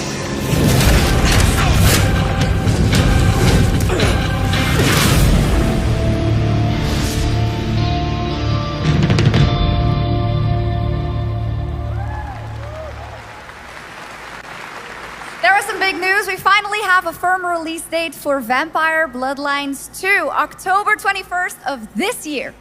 And next, since we're here in Germany, it is only fitting to spotlight a homegrown success story, the deep survival crafting of Enshrouded from Keen Games in Frankfurt.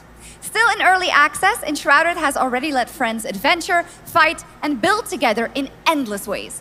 But tonight, the world is about to change forever. A new force is coming, one that will redefine how you explore, how you build, and how you survive. It's a monumental edition, and you're hearing about it first, right here at Opening Night Live. Listen. I dreamt of a time before the corruption and the fight for survival. I dreamt of a shimmering home and of exile. To find peace, we must brave the deep. Hear the old gods whisper, and an ancient fury awakens. We shall purge the profane and command the water to yield to our will, for there is no greater power than the flame of the faithful.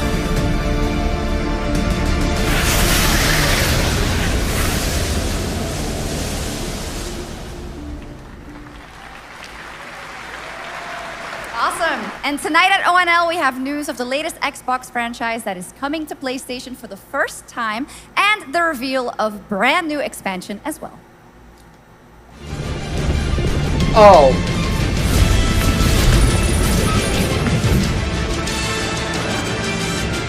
This is Age of Empires. Yup, 4. I knew it. How did I know? Helps to Age 5.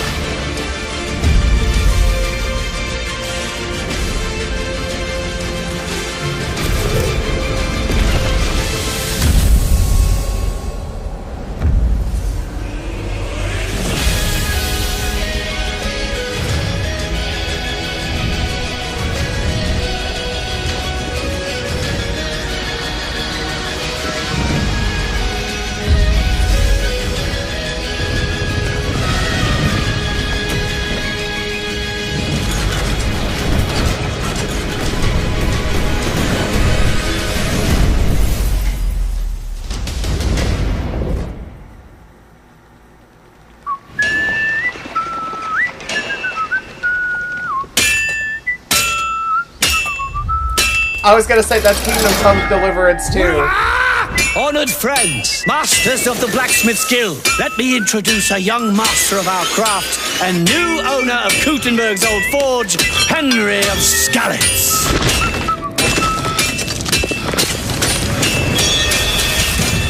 Ready? We can begin. Let's look at Legacy of the Forge, the second story expansion for Kingdom Come Deliverance 2. You'll put your blacksmithing skills to the test to acquire and repair a legendary burnt-down forge with brand new design features. All right. Do we have any Cult of the Lamb fans in here? All right. It's time for some big news for the darkly comedic action adventure management hybrid game. Here's the announcement of a major expansion to the game coming soon. Ooh, oh, looks like... Okay, Caitlin's gonna love this, I think.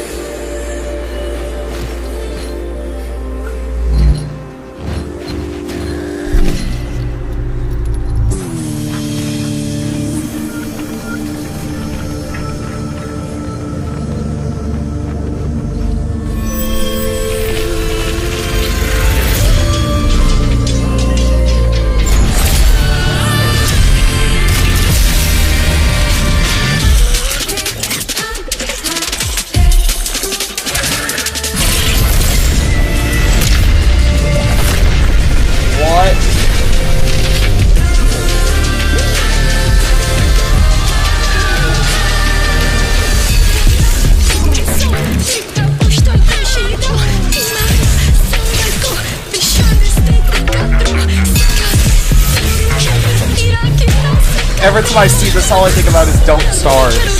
Like, the game Don't Starve and everything else.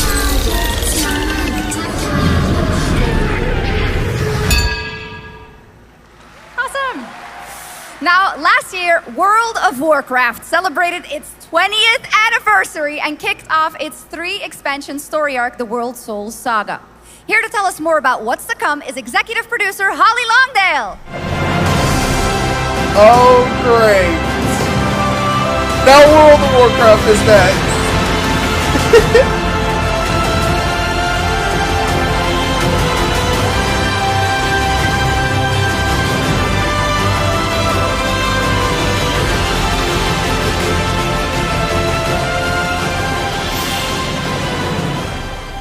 Hello, everyone.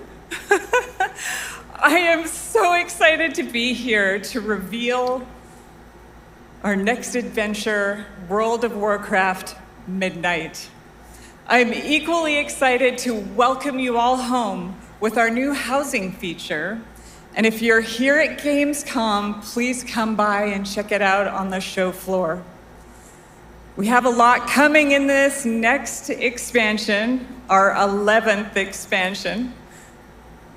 To start with, on the horizon, there's a looming darkness, and it's threatening the ancestral home of our blood elves.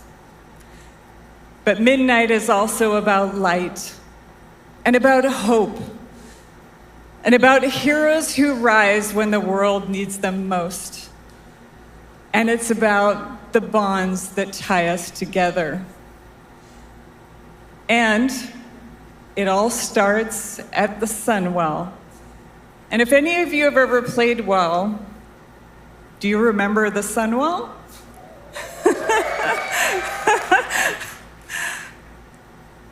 With that in mind, please enjoy the premiere of our cinematic introduction to Midnight.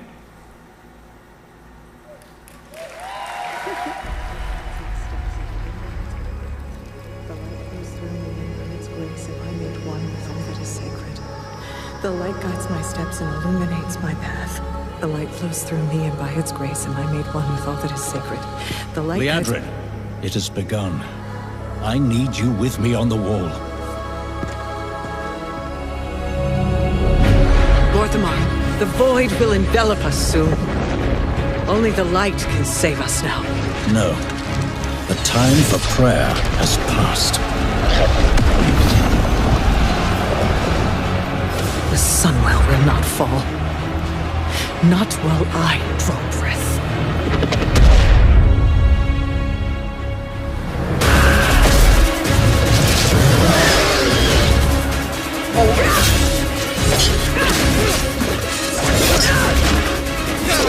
Little elves.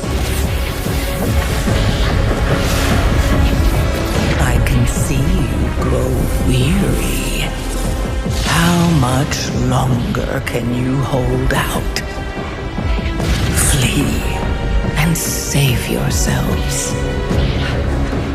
Liadrin, don't. Light be with you. You see? She understands it's hopeless. Soon, you all will. The light guides my steps and illuminates my path. The light flows through me, and by its grace am I made one with all that is sacred. The light guides my steps and illuminates my path. The light flows through...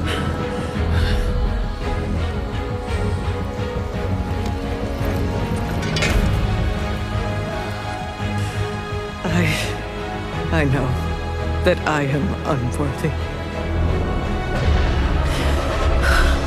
I don't know if I deserve your help, but I know my people do.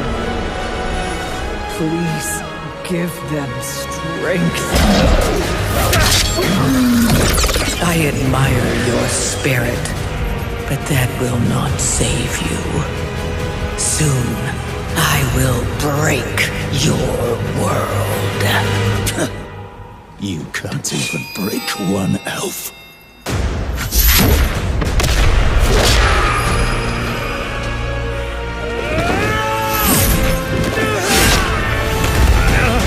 This darkness comes to devour everything. And when it is finished, there will be no more light. Without your aid, we will perish. I beg you, help us.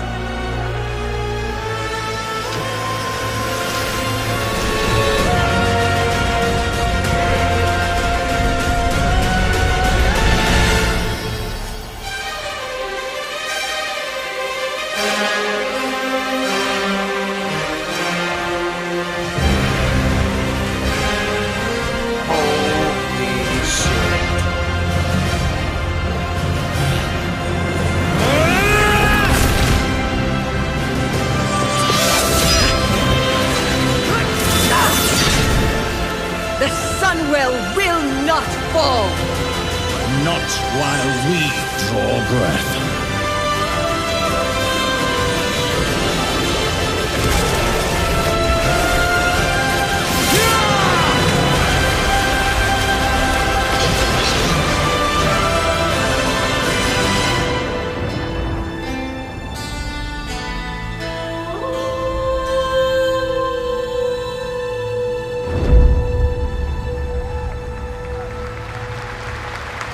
That was good. I'm not gonna lie, that trailer, that was cool.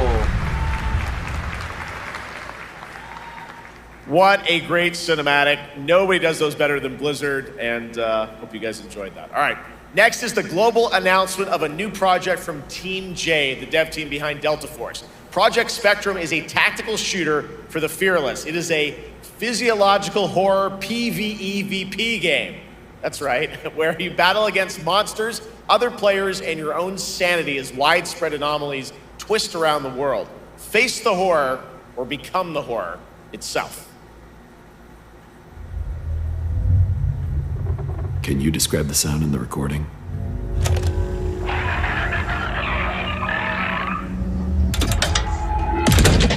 Sorry.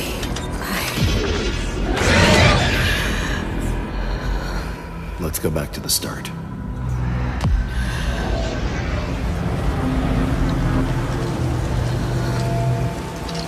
I remember the wind. Strong wind. What the hell happened here? We got company!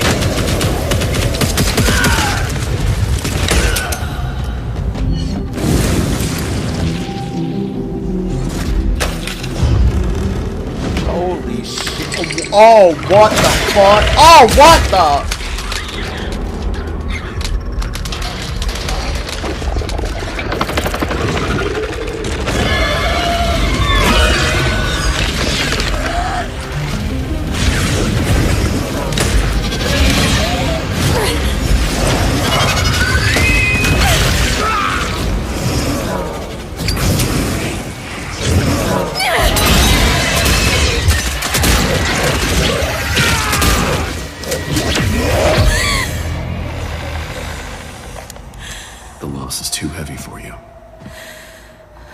But sometimes, loss can birth beasts and bury truths. What do you think? What if you are the beast? The beast?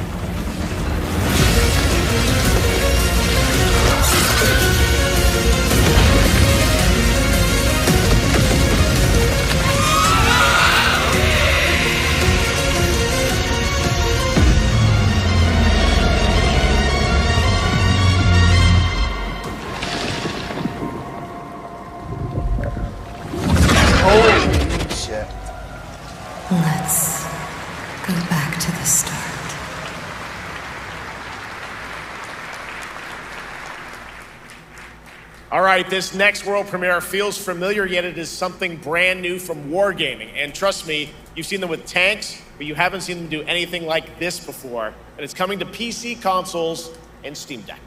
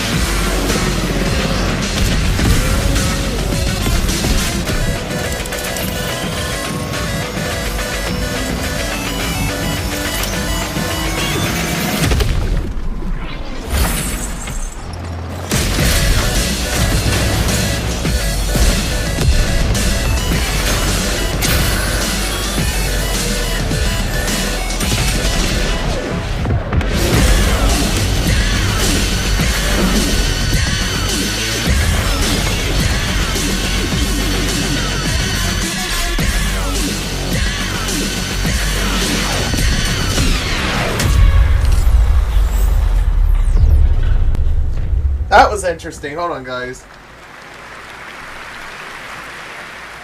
This October, Sucker Punch and PlayStation take us back to the year 1603 into the sandals of Atsu, a lone ronin driven by a single purpose to avenge the brutal slaughter of her family at the hands of the ruthless Yotei 6. Tonight, we have a new look at the deadly, beautiful world of Ghost of Yotei.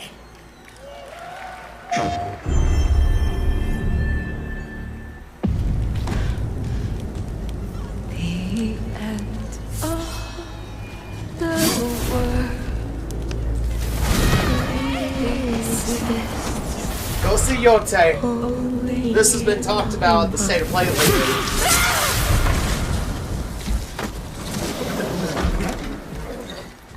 Are you going to give me a lie?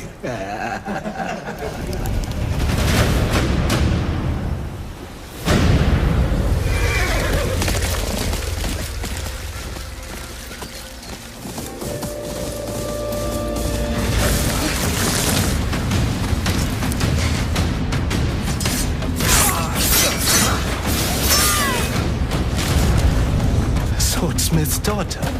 I watched that tree burn. How did you escape? Same way.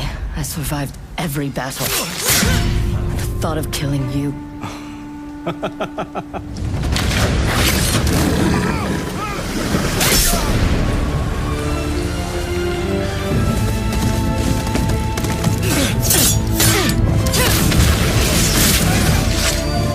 Ruthless spirits, wandering the land, driven by vengeance.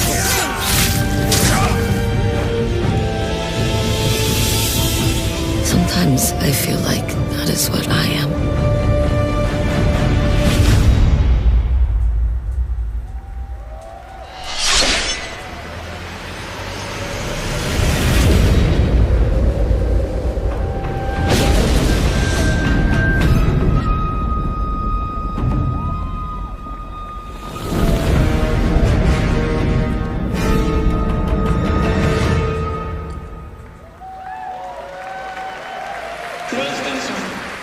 Gotta love PlayStation, man. They know how to make a trailer. There you have it, an amazing new look at Ghost of Yotei, out October 2nd for PS5, and confirmed today on ONL, it's also getting a Legends co-op multiplayer DLC in 2026 with fantastical supernatural story and survival missions, all free if you own the base game.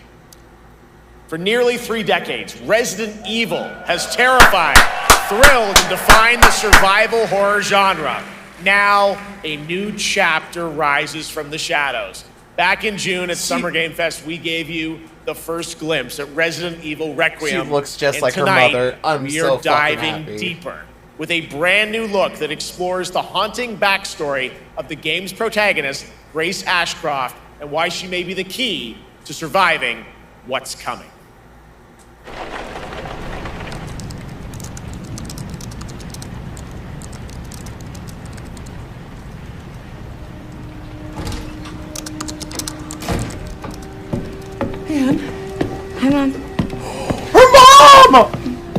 I've been on that thing all day. Well, if you're gonna work so late. Oh my god, it's her fucking mom. I'm almost out. Oh my god. It's really coming down hard. Oh my god, it's her fucking mom. Mom. It's right beside you.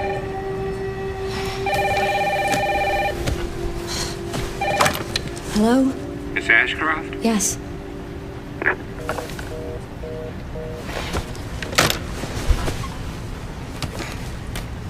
Who was it? Dunno. They asked for Miss Ashcroft and then they hung up on me. Rude. What the? They're coming. Grace, we need to go. Go where? Mom, what's going on? Hurry. Wait, who's coming? What's wrong? Shh. We need to keep our voices down. This is ridiculous. Come on.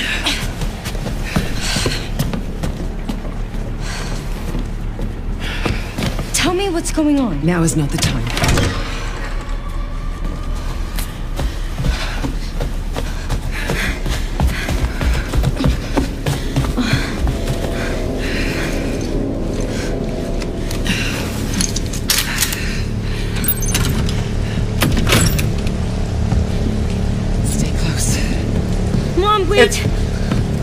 It's gonna play just like Resident Evil 7. I fucking like that.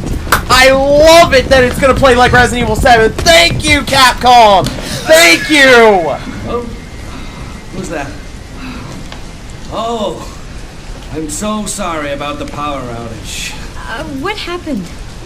It's really no excuse, and I apologize for the inconvenience. Oh, no, it's fine. Yeah, don't worry. I should have it fixed soon. I just need to find my...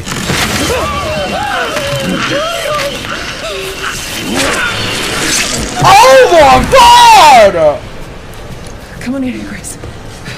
Oh my god! Grace, look holy shit! Grab my hands. Okay, look at me. Look at me. She fucking just had... What the hell? Breathe in. What's that?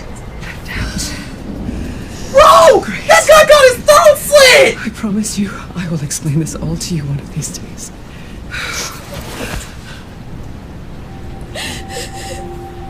Grace.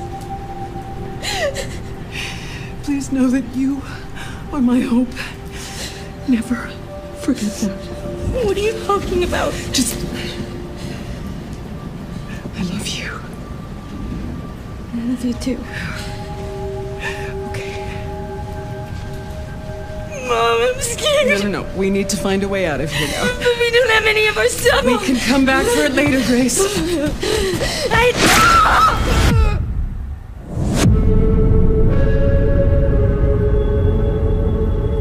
What the hell just happened, bro? What the fuck? You can't be leaving us on edge like that. Insane. I got to see that sequence in Osaka about a month ago. There's a lot more to share, and there is a reason it was the most wishlisted title coming out of Summer Game Fest this June. Now, for those of you here in the arena tonight at Gamescom, there's some good news, is you'll be over on the show floor, be the first players in the world to get hands-on with a playable demo of Resident Evil Requiem at the Capcom booth as we count down to the launch this February. A huge thank you to Capcom and Takeuchi-san for that special look. And with that, Gamescom opening night live comes to a close. But the celebration of gaming doesn't stop here. We'll be back on Thursday, December 11th for the Game Awards, streaming live around the world as we honor the best games of the year and give you a glimpse of what's coming in 2026 and beyond with tons of brand new game announcements. You're leaving, but before we say goodnight, we do have one last surprise. A global announcement from a studio that walked away with multiple Game Awards wins for its last project. Please, take a look.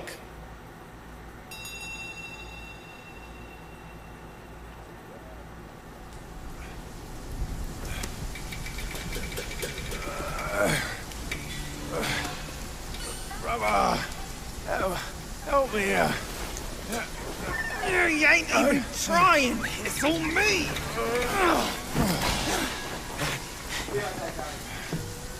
Look at that belly of yours. Where's the mountain? Hey, falling fat, losing again. Drop that, cuz we're at Master will take us back, as long as we keep that mountain in our heart. Hey. No scolding, no flogging, life spared. Why are we going back? This place, we've got food on our table and...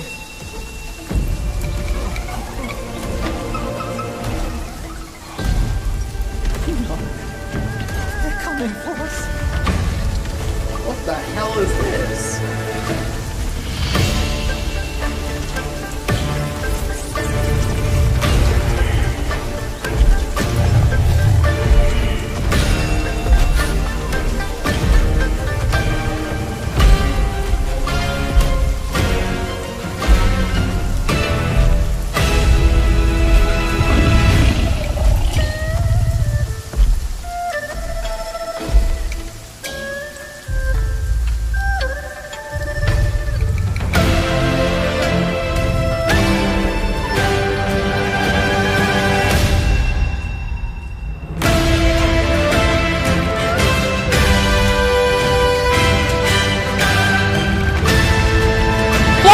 Zukong!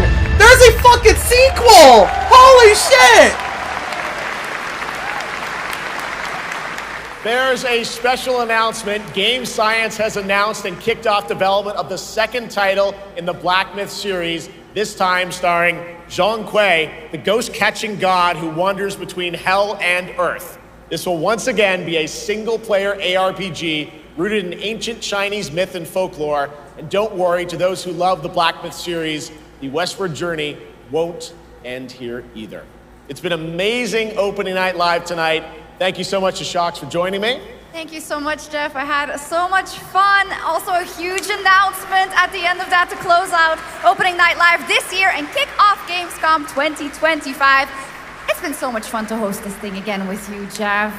What an amazing show. Oh, it was such an amazing show. Great job to you. Thanks for coming back again, Shox. And thank you to everyone for watching online and here, the audience in Cologne. What a great night. Have a great Gamescom 2025. And we'll see you on December 11th for the Game Awards in LA. Good night, everybody.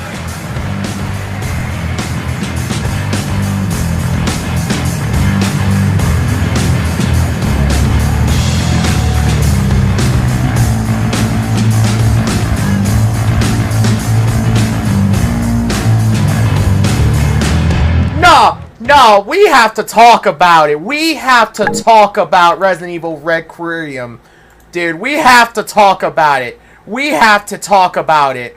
Dude, what did I just witness? Oh my god.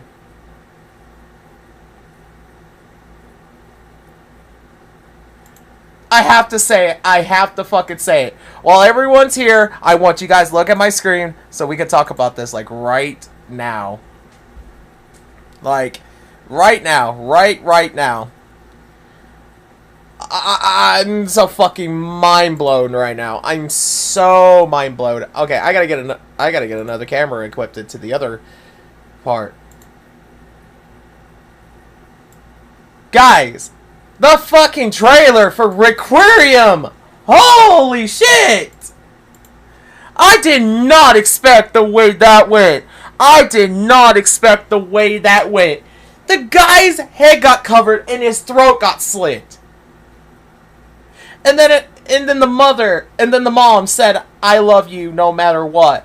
Promise me you are my light and everything." Holy shit, guys. Oh my god. That was great. That was good. I'm not gonna lie, there were some titles in it I didn't really care for here and there. But that's because this is just the opening live thing. But, dude, oh my god. Lego Batman's returning. We have a footage of what the fucking gameplay looked. Oh my god, I'm so glad they kept it Resident Evil 7-like. And I'm trying to think of what else that I saw that caught my interest. I'm mind blown, guys. I am super fucking mind blown. But anyways, you guys, that will do for this stream. Thank you guys so much for watching. If you guys liked it, hit like and subscribe to join the Blue Jay Army. Pay close attention tomorrow. I have to figure out when they're doing the stream for 2025 of of August 20th because they're trying to do another Gamescom. So you will see me streaming this again, or whatever time and everything else. But anyways, you guys, thank you guys so much for watching. If you guys liked it, hit like and subscribe to join the Blue Jay Army. And I will see you guys in the next stream. BlueJayPlays out. Bye, guys. Once again,